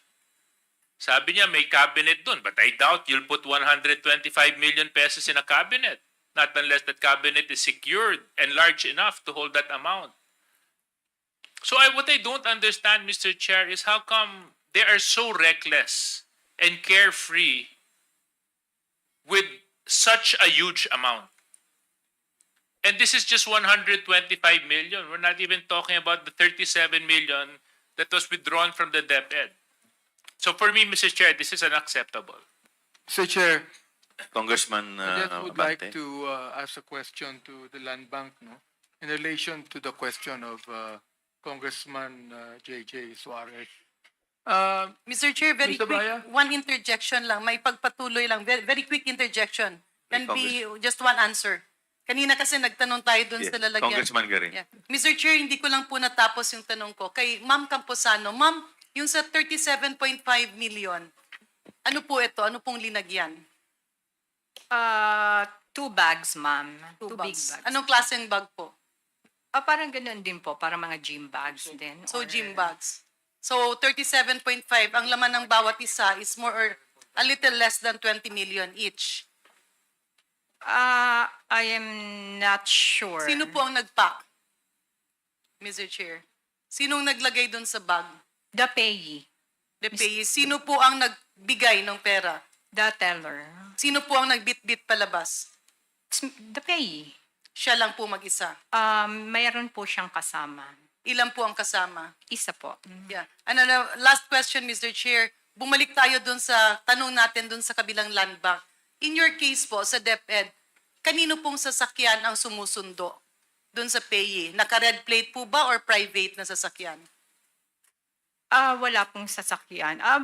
Lumalabas po sila sa may backdoor po namin. So walang sasakyan? Nag-jeep lang sila pabalik ng DepEd? No, ma'am. Ang location po ng branch namin is within the compound of the DepEd. Oh, So lumalabas okay. sila sa fire exit leading to the DepEd compound. Okay. No further question, Mr. Chair. Mr. Chair, baka ko makalimutan, baka nakalimutan ko na eh. Gusto ko lang tanungin si Ms. Abaya dito. Meron ba kayong CCTV? Meron po, Mr. Chair. Merong CCTV nandun mismo sa pag-withdraw ng pera. Yes po. dun Na sa CCTV yan, correct? So makikita nyo ngayon yung mga tao sa CCTV na nag-withdraw, correct? Yes, Mr. I'd like to Chair. make a motion, Mr. Chair, that they submit to us a CCTV. In Details. which Yan, na-move na. during the withdrawal. Na-move na yan kanina pa, Mr. Chairman. This representation moved for the land bank to submit that CCTV. Para wala na tayong Vote, question vote. dito. Kasi Vote. mukhang hindi alam ni Tony Sanchez eh. Palagay ko, Mr. Chair, medyo, ewan ko ha, parang alam nyo eh, Attorney Sanchez. Hindi pwedeng di nyo alam eh. So ngayon, malalaman natin through the CCTV. Okay, with the indulgence of Congressman Rog, the Senior Deputy Speaker. The Chair would like to recognize the Senior Deputy Speaker, Don Gonzales. Thank you, Mr. Chairman. This is interrelated with my question last hearing kay Gina Acosta at saka yung sa nagpag-end ka sa Show Boulevard. In my recollection last hearing, I asked already that the 37.5 million in cash on first and second, third quarter, in-encash po yun dun sa Land Bank DepEd compound. Tama ho ba? And my question there is sino ang tumanggap dun sa pera pag ni-receive niya yung pera. Di ba cheque po yan, ano? Pag pina-encash mo yung cheque, ang tatanggap, sigurado kung paharda yan, siya po ang pipirma. That's my number one question. Number two question is, yung 125 million, in my recollection, pina-encash yan nung July 11 or 13. July 13, 2023, sa Shaw Boulevard, yung 125 million. And then the last check of 37.5, alos sabay po to, yung last check ng 37.5 million and the 125 million, sabay po yan in-encash halos sa Shaw Boulevard at saka doon sa DepEd branch ng Land Bank. Pangatlo po, ang address ni Mr. Paharda is walking distance only from DepEd Land Bank compound up to the residence of Mr. Paharda. My question is, sino po ang tumanggap, receive, doon sa 125 million sa Shaw Boulevard and the 37.5 sa DepEd compound ng Land Bank? Yun po, Mr. Chairman, that's my two questions. Tanong ko po yan last hearing, pero wala po yung cashier na sinasabi nyo. Salamat po. Miss Nenita Camposano, you are recognized. With the DepEd branch, it's the payee himself who received the cash. Who's that, ma'am? Edward Paharda. Edward Paharda. Okay. Yung sa 125 million, ma'am. For the 125 million po, Miss Gina Acosta. Pwede po kaming humingi ng kopya, yung receiving copy sa bangko na ang nag-receive katunayan si Gina Acosta at si Mr. Paharda. Yes, Mr. Chair. That's all, Mr. Chairman. Okay. Mr. Chair? Yes, Congresswoman. Mr. Chair. Okay. With the indulgence of Congresswoman Pami, the Chair would like to recognize Congressman J. Konghun. Thank you, Mr. Chair. Mr. Chair, gusto ko lang tanungin si, sandaling katanungan lang kay Attorney Lopez, no? Attorney Lopez, pagdating ba sa security, lalong-lalo na pag nagwi-withdraw, no? Ang inyong SDO ng ganyang kalalaking pera, hindi ba nakikipag-coordinate sa inyo na security yan? Usually, pag nagwi-withdraw ng pera. Attorney Lopez. Dahil ikaw ang Chief of Staff, ikaw ang namumuno ng mga staff ng Office of the Vice President. Lahat ng mga tao rito, under sa'yo yan, sigurado. So they report directly to you. Being the Chief of Staff. Ngayon, tanong ko, hindi ba humingi ng security si Madam Acosta sa pag-withdraw ng ganyang kalaking pera?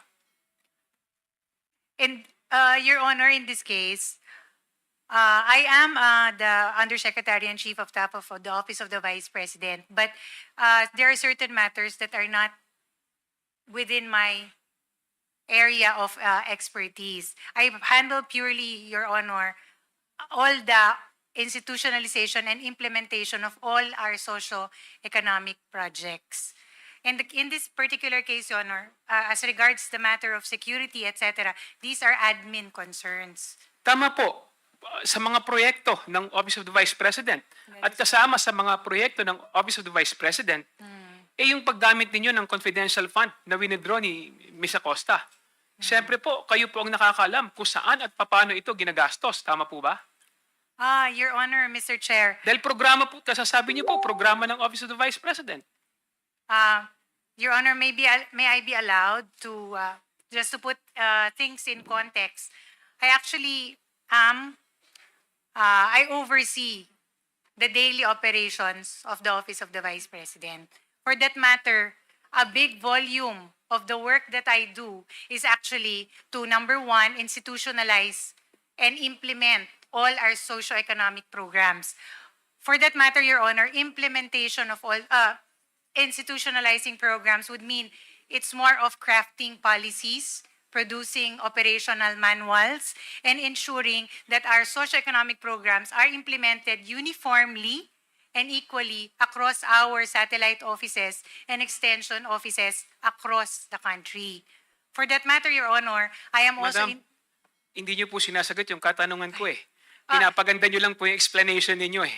Opo, pakisagot na lang po ng Yeah. diretso para nakakahiya po sa kasama ko sa Kongreso. Pakisagot na lang po ng diretso. Your Honor, with all due respect, yun po yung role ko sa Office of the Vice President. It is really,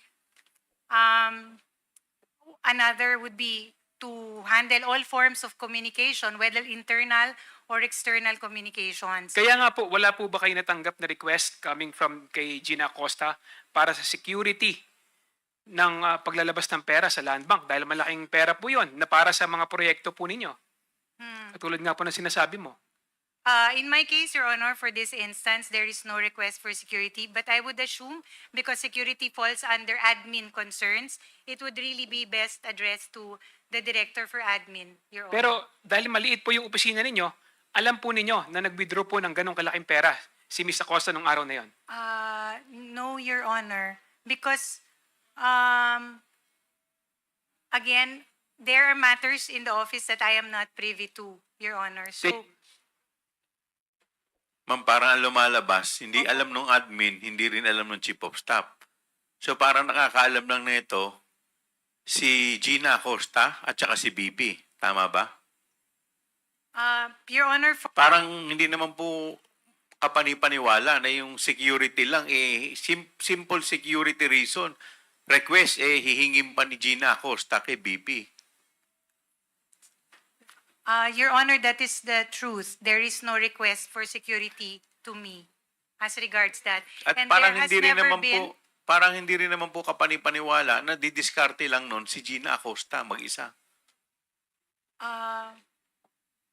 Your Honor, I am not given the roles that I play and I perform and the functions that I perform in the Office of the Vice President. I am not really privy. Mr. Chair, parang napaka-imposible po na ikaw ang Chief of Staff, na under sa'yo yung At mga saka tao yung- na yan, And na yung hindi mo pera alam pong- ko. Yung pera pong pinag-uusapan impossible, natin, Mr. Chair. 125 million, pag pumunta po sa opisina, alangan mo wala lahat kayo nakita. Anyway,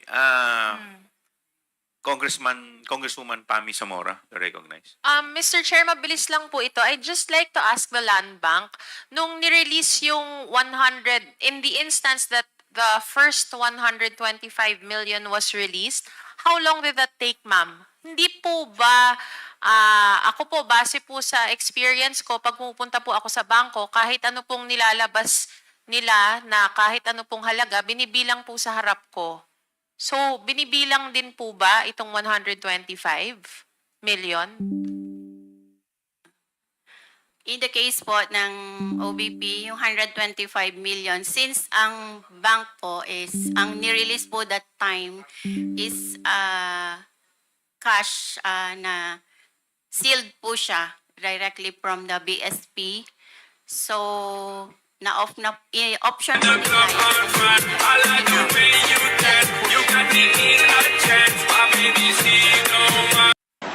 So, hindi po siya binilang. Binilang po siya by bundle, but not by pieces. Ganun lang po. Binilang po tinaan sa money counter. Ano bang tawag doon? Machine counter, Mr. Oo, Miss yung Chair. machine. Hindi na po. Hindi na po. And then they cannot, you said the money came in a box. Bakit po hindi na lang po tinangay yung box? Sorry, hindi po tinangay, pangit po yung pagkasabi ko. Bakit po hindi box ang dinala? Hindi ginamit. Ginamit. Option po ni client yun na hindi na nilagay sa box. So, for security reason, I think, Ms. Chair, Apa. kasi masyadong yung box, kitang-kita po na it's ano po siya, storage box ng money from BSP. Kasi meron pong nakasulat sa box na galing po siya sa BSP. Tama po ba? Yes, Ms. Chair. All right. Thank you, Mr. Chair. Mr. Chair? With the indulgence of Congressman Yeah, with the Rhodes. indulgence of Mr. the Honorable Gutierrez. Congressman, Mr. Chair, yes. may we Ma'am, be Miss Campos na, no? recognize? Oo. Regarding the CCTV, the bank has a retention period of 90 days for the CCTV footages. So, we cannot provide anymore. Noted.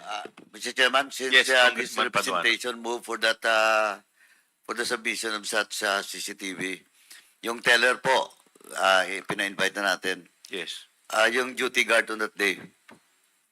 Including the Yeah, we may also invite the duty guard on that day, Mr. Chairman. with the logbook. Yeah, so move, Mr. Chairman. Thank you. Second, Mr. Chair. Congressman Akop. Thank you, Mr. Chair. Clarification lang po. Sino po ang finance ng OVP? Yes. Attorney Sanchez. Yes, Mr. Chair. Thank you, Mr. Chair. Ako po, Mr. Chair. Yes, ma'am. You were aware na 125 million yung confidential fund ng opisina ni Vice President for 2022. Yes, Mr. Chair. And would you know, kailan po ko yung na-notify na na-download na yung amount na yun doon sa Office of the Vice President? It's December 13, Mr. Chair, if I recall it correctly. December 13 of 2022. Yes, Mr. Chair. May I know why? Mr. Chair, the Office of the Vice President requested for additional funding from the DBM, not only for the provision of confidential funds, but also for a supplemental budget for our socio-economic programs. No. So the Vice President requested for confidential fund. Kailan po yun? Sometime in August, Mr. Chair. Tapos nagrantan lang ng December, Yes, Mr. Chair. December 13. Okay. Now, may I ask Land Bank, when was the amount withdrawn?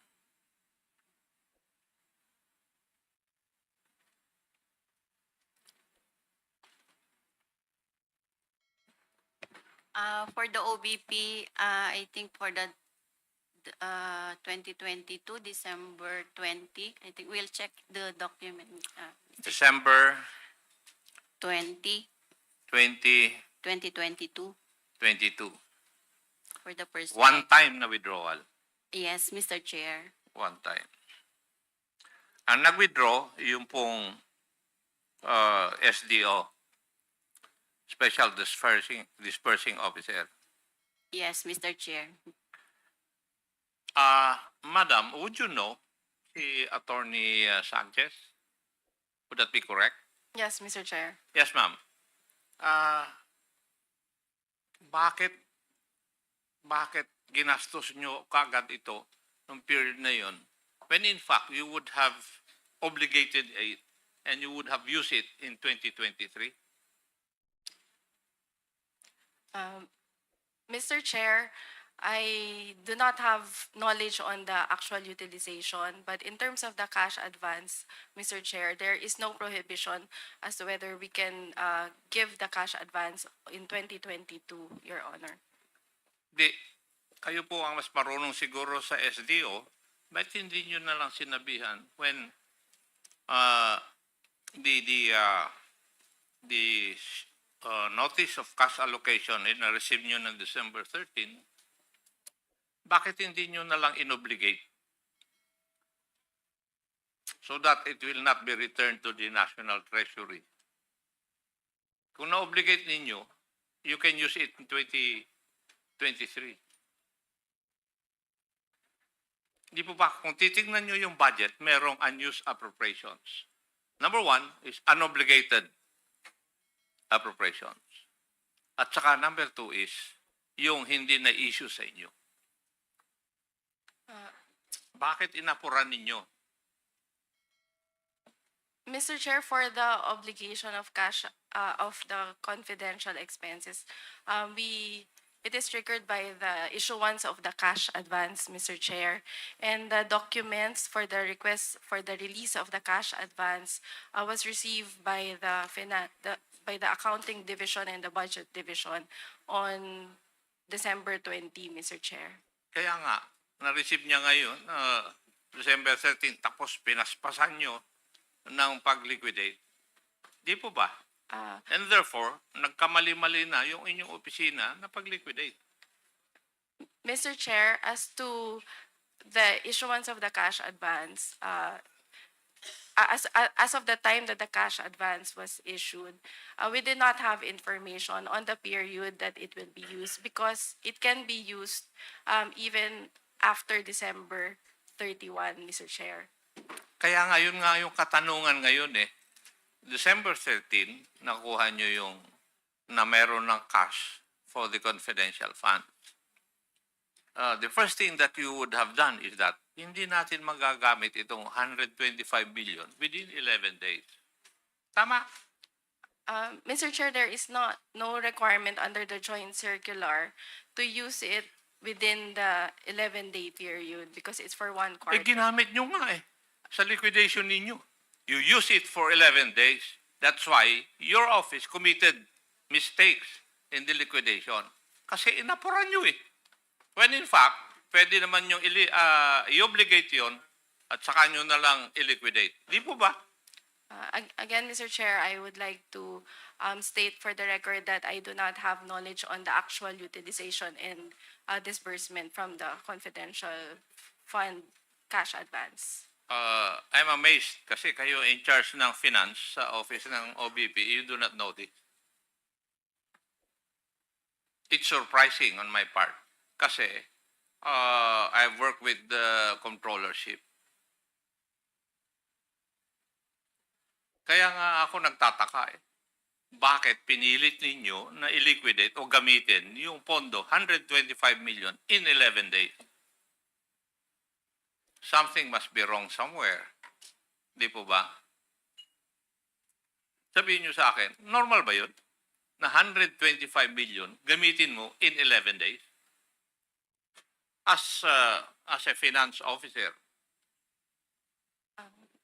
Mr. Chair, for the 125 million, I do not have personal knowledge, but Hindi.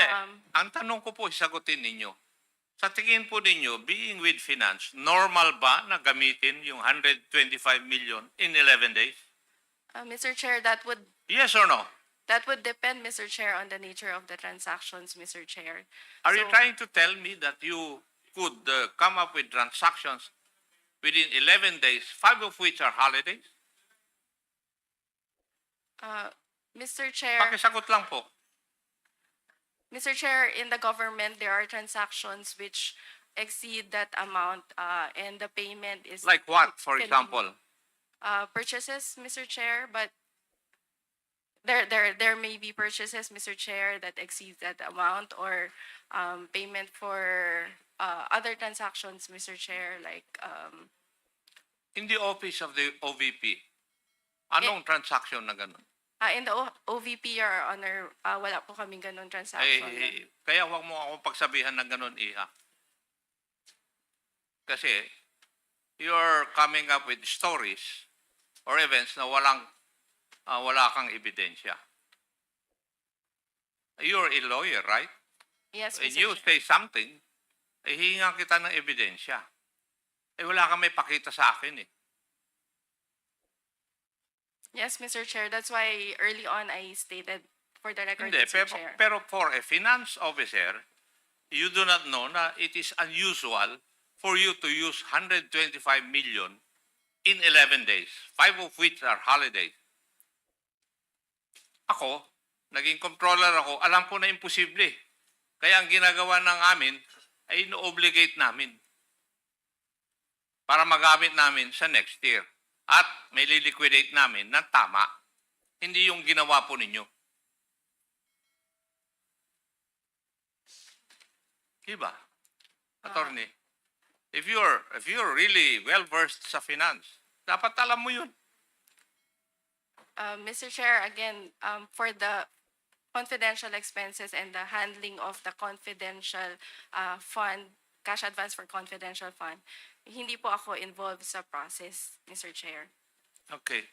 Thank you. For the confidential fund of DepEd, Land Bank, ito ba yung 3/4 of 37.5 million each?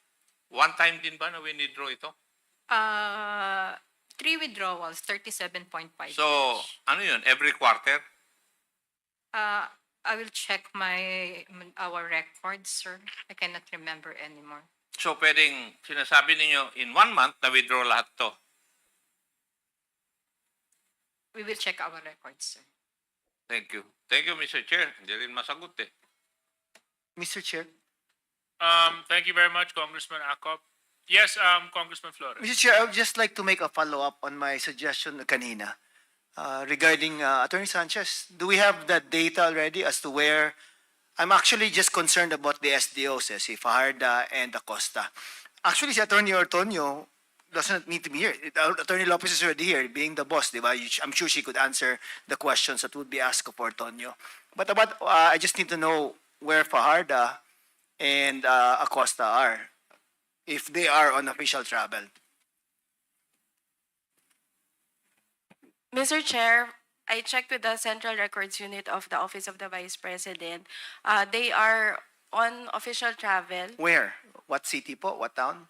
but the travel order only indicated various areas. Mr. Various. Chair. Nandali lang. Sorry, natawa ako dun. Various areas of what po? The Philippines, this planet, or the universe? Parang labo naman ng... You don't know where these persons are? I have no personal knowledge, Your Honor. At Attorney Lopez, you're the Chief of Staff. Wala ba tayong idea man lang, Luzon, Visayas, or Mindanao ba ang activity? Or kasi most of the questions that have been asked, to be fair, could have been answered by these two persons. They're really the ones that are needed here to answer the questions of the members of this committee. So, ang tanong ko lang po, if they are really on official travel, saan po? Respectfully, Mr. Chair, Your Honor, if I may read the travel order in toto. All right. Just a moment. Travel Order 2024-1037. In the interest of public service, Edward D. Fajarda is hereby authorized to travel on official business to continue the monitoring and facilitation of the preparations and rollout of the OVP anniversary activities in various areas on November 18 to 22, 2024. And then the second would be while outside of his official station, he is authorized to collect allowance for daily travel expenses, incur actual travel expenses in accordance with Executive Order number 77, chargeable against OVP funds, subject to existing budgeting. So, parang accounting. general po yung travel order nila, travel authority nila. But who would be the person in the OVP who could at least give an idea as to where or what part of the Philippines they are in now? Your Honor, as mentioned early on, we do have a rollout of Kaya nga, but I'm sure But the meron naman tong exact- assignments. Ikaw doon ka, ikaw dito ka. Di posible naman na all over lang sila, di ba? Sino po ang may alam niyan? Kasi, again, I'm gonna repeat why I want them here. Because most of the questions are actually directed to them, di ba? We understand, Your Eh, Honor. pangit naman, kayo tinatanong, ipapasa niyo lang din na dapat sila. It could have been, properly done kung nandito din sila. And we've been treating you fairly naman, di ba? None of you have been We cited in understand. contempt. You're all here. You're all eating your own food nga, di ba? I noticed. I think it's better than our food. Di ba? So, I do understand, Your Honor, but as mentioned earlier, number one, I have not really gone through that. again, I'm just asking for who among the officers of the OVP would have an idea as to their exact whereabouts? None? Kasi if you're a government officer, di ba? You're assigned to travel. Aren't you supposed to show that this is my certificate of appearance? I went to this particular office to justify your travel. Tama po ba? Di ba? So saan ngayon ang pinupuntahan nila? Is it any of the offices, satellite offices of the OVP? No one will answer?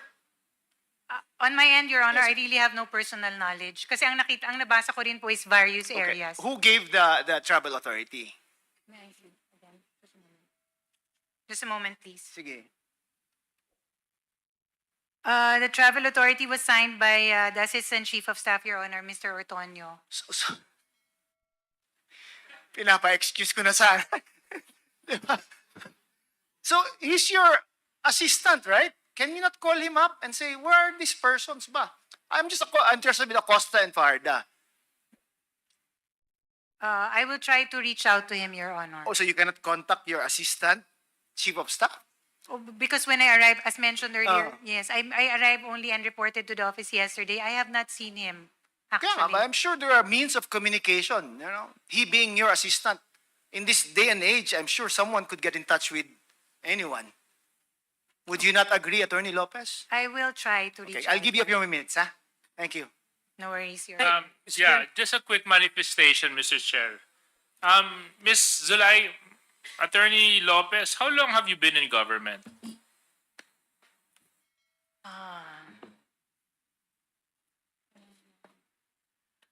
Your Honor, I was a recipient of a loyalty award, so for 10 years. So I suppose more than 10 Okay. years. So previous to your position now, you worked as city administrator of Davao City, correct?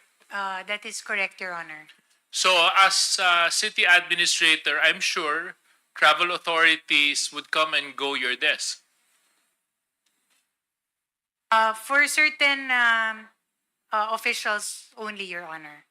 Yes. So but they would come your desk. Ikaw ang pumipirma, ikaw ang signatory, ikaw ang may authority. That is And you would know that open-ended travel orders are generally prohibited.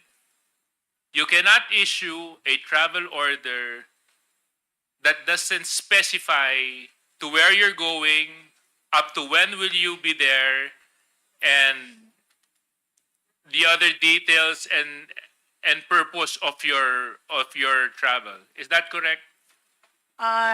Your Honor, Mr. Chair, the preparation of, when I was a city administrator, the preparation of documents as regard travel authorities is actually handled by the Human Resource Division. Yes, I'm not asking Attorney Lopez who prepares them. Yes. As an attorney and as a city administrator, you know that it is prohibited, generally prohibited, to issue travel orders that are open-ended, meaning no specific place, purpose, and time.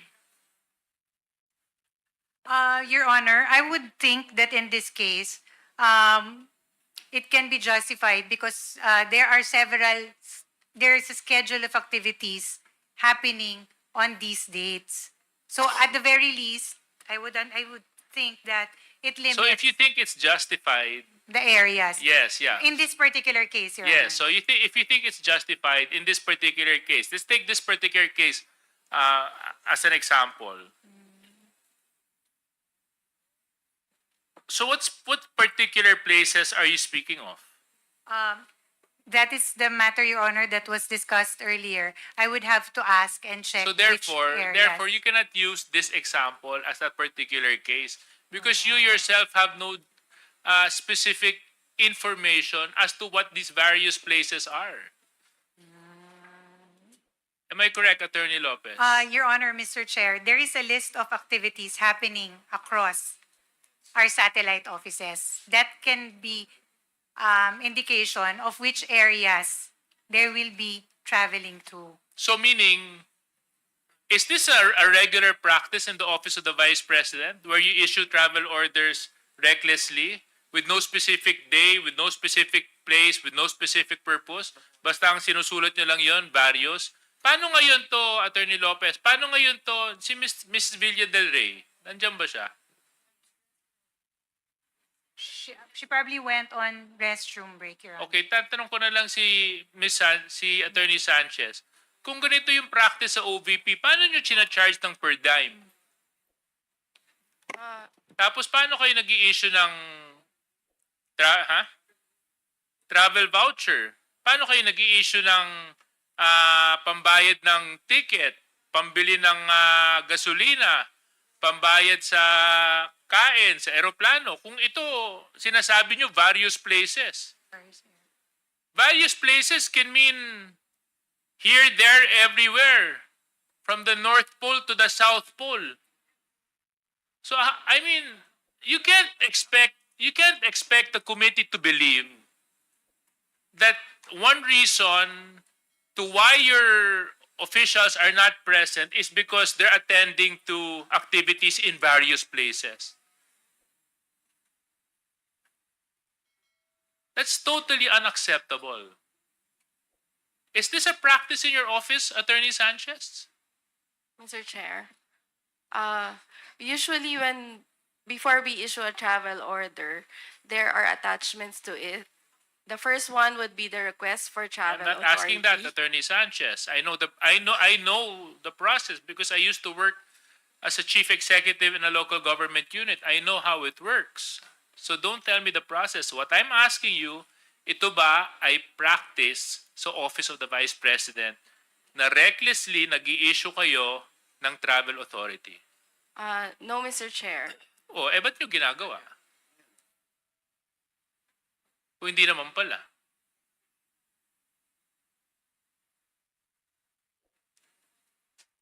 So, ba't nyo ginagawa?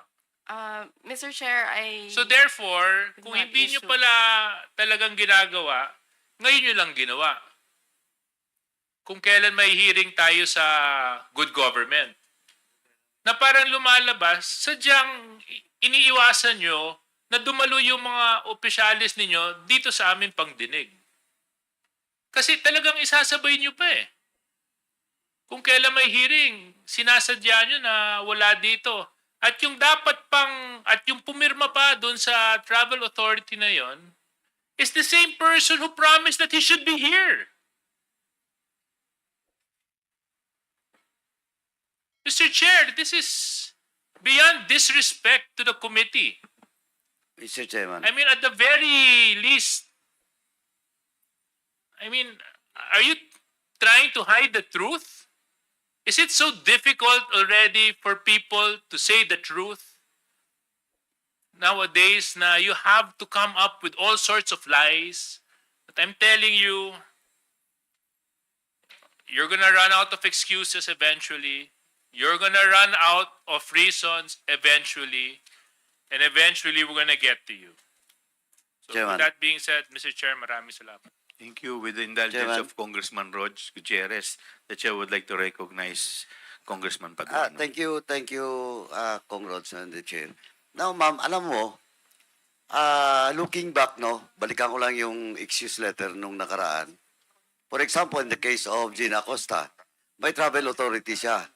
Di ba, that time? And her travel was, during the time was, I think in Bacolod City, sa satellite office. Malinaw po doon sa travel authority niya. Sinabit niyo po rito.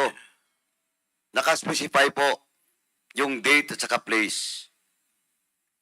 Andito ngayon si Doc Chris Turongon, in charge of the satellite office in Western Visayas. And during that hearing, I think if my memory serves me right, that was the second invitation.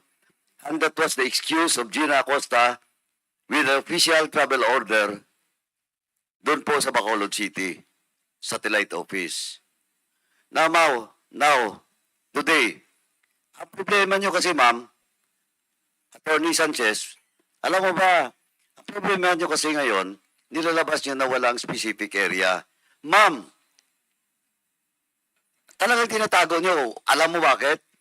Kasi supposedly, after the travel, if she goes back to your office, may certificate of appearance. And that certificate of appearance dapat coincide or inconsistent with the travel authority. For example, nakastipulate on Bacolod City or Region 6 satellite office. Yung certificate of appearance siya sa ibang satellite office. Will you honor it? Ma'am? Attorney? Will you honor it? No, Mr. Chair. Oh, no. That's why, wag niyong gamiting palusot dito na walang specific time, date, and place. Ma'am, lastly, I just want to warn you. Don't you know, by telling in this committee, you're violating Section 11 of our rules. Letter F po. undue interference. That's our internal rules. You're violating Section 11 of letter F, paragraph F of our rules. Undue interference during scheduled hearing by the committee. I just want to inform you, ma'am.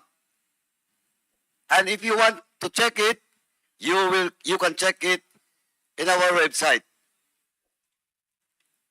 Nandyan po yun, attorney. You're a lawyer, you know that. Yes. Mr. Chair. Thank you, Chairman. Yes, Attorney Mr. Chair, may I Sanchez. be allowed to respond, Mr. Yes, Chair? please. Mr. Chair, earlier I was asked to check for records for the travel orders. So that's what I did, Mr. Chair. I just checked, and from the report of our Central Records Unit, they provided me with copies of the travel orders, Mr. Chair. So for the period of November 10 to 15, Mr. Chair, that is what was mentioned by Honorable Congressman Paduano, that Ms. Gina Acosta traveled to a satellite office, and the place is specific. But Mr. Chair, another travel order was issued for the period of November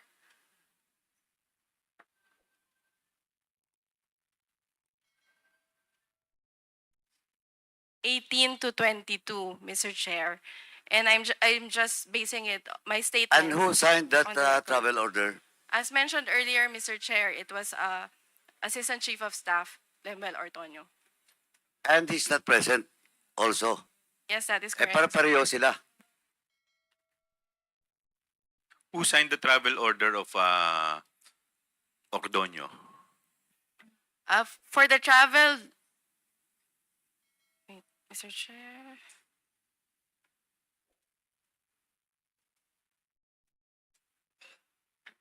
For the travel, order number 2024-983, and that covers the period of November 11 to 15. The signatory of the travel order is the Vice President, Your Honor, in accordance with our Yung office ngayon, order. sino yung nag-sign ng travel authority? Ito ngayon. Mr. Chair, for the travel of Ms. Acosta, Attorney Fajarda and Mr. Fajarda, the signatory is Mr. Ortonio. In Mr. accordance Ortonio. with our... And he's Office also order. absent that today. is- Yes, Mr. Chair. Eh, paano siya sasagot? But, ma'am, last question na lang po, attorney. Regular ba yon? Yung ngayon? Regular ba o irregular? Yung travel authority na yan? In your own experience and based on the practices, supposedly the practices in your office, is it regular or irregular? Without dates, without the specific place? Mr. Chair, it's not common, Mr. Chair. This is the first time So that's irregular. that is not usual, Mr. Chair. Anyway, Mr. Chairman, ako, attorney, I have just cited our internal rules, no? I hope you will answer truthfully so that this committee will not be forced to cite you in contempt. Ganun lang po. Thank you, Mr. Chairman. Chair. But as Mr. mentioned, Chair? my responses were based on documents. Ma'am, as I've told you, you're a lawyer, alam mo po. Salamat po, Chairman. Thank you, but Mr. at Chair, this point, can we request Kong Paduano to extend his request? Mr. Chair, can we request Kong Paduano, since he's already posting questions and looking for Ma'am Acosta, maybe they can call her over the phone kasi on official travel naman siya, so she's still active and performing her duties. pwede po ba The finance pakitawagan na officer, lang po Attorney ninyo Sanchez si and Attorney Lopez. Ma'am Acosta? I will try, Mr. Chair. Okay. The chair would like to recognize Congressman Rog Gutierrez. Rog. Thank you, Mr. Chair. Mr. Chair, just a few questions lang po to continue. I think the committee should express its interest by asking already in Land Bank. Nakakapagtaka po talaga yung issue po of the money trail. I think we have established that the cash withdrawn from the Land Bank representing the confidential funds are taken out by the SDO in cash. Hindi pa napadeposit sa Land Bank. And it is in the personal cost of the SDO, which is in line with the joint circular. However, this is 125 million in cash, and in the case of DepEd, 37.5 million per quarter in cold hard cash.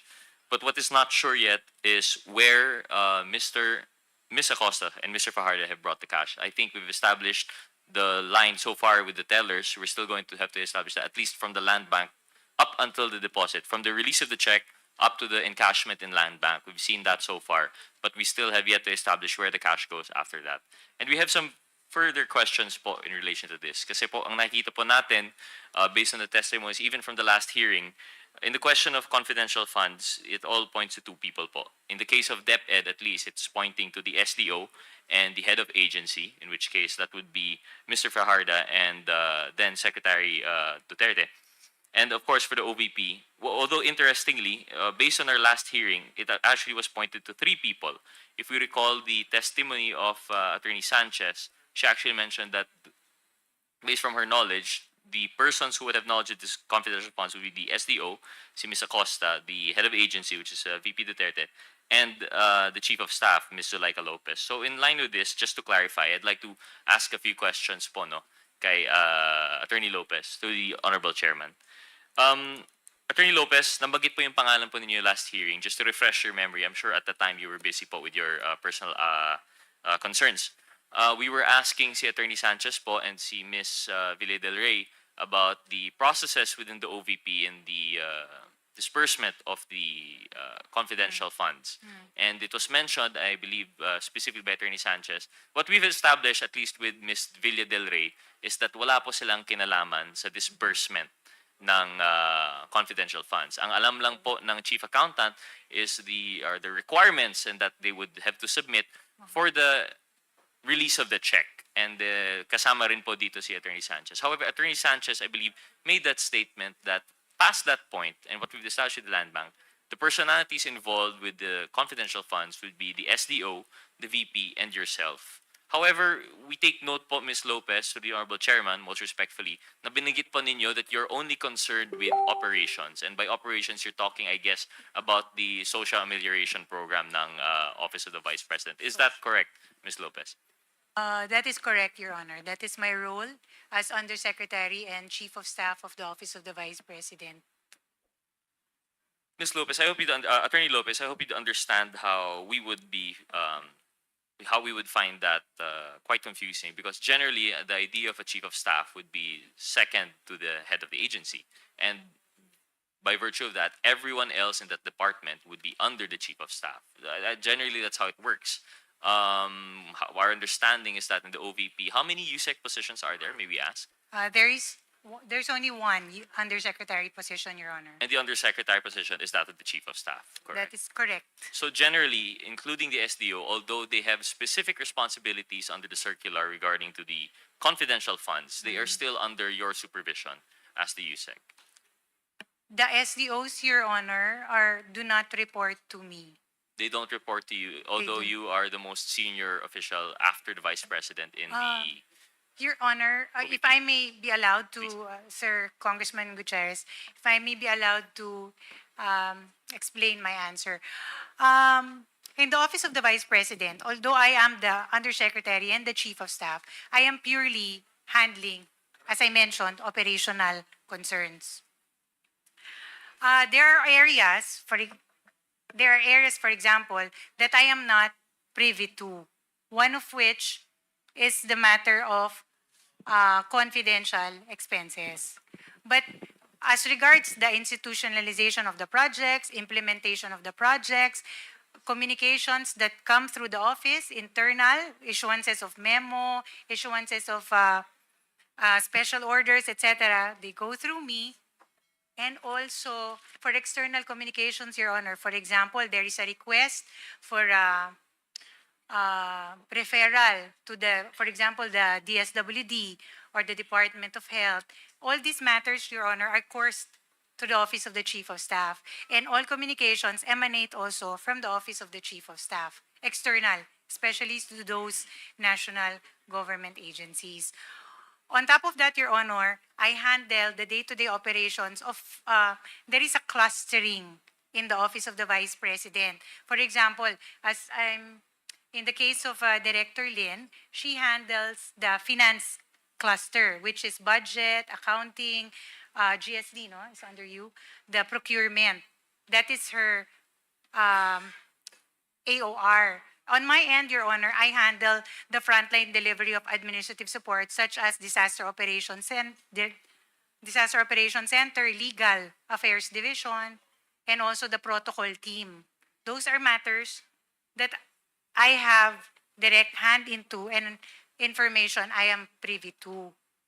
So yun lang po yung aking areas of concern. And there are areas actually in the Office of the Vice President, katulad, for example, let me just cite, if you allow me, sir, the matter of the appointments or the scheduling of the courtesy calls, etc., on the Vice President. Although it may be true that high-ranking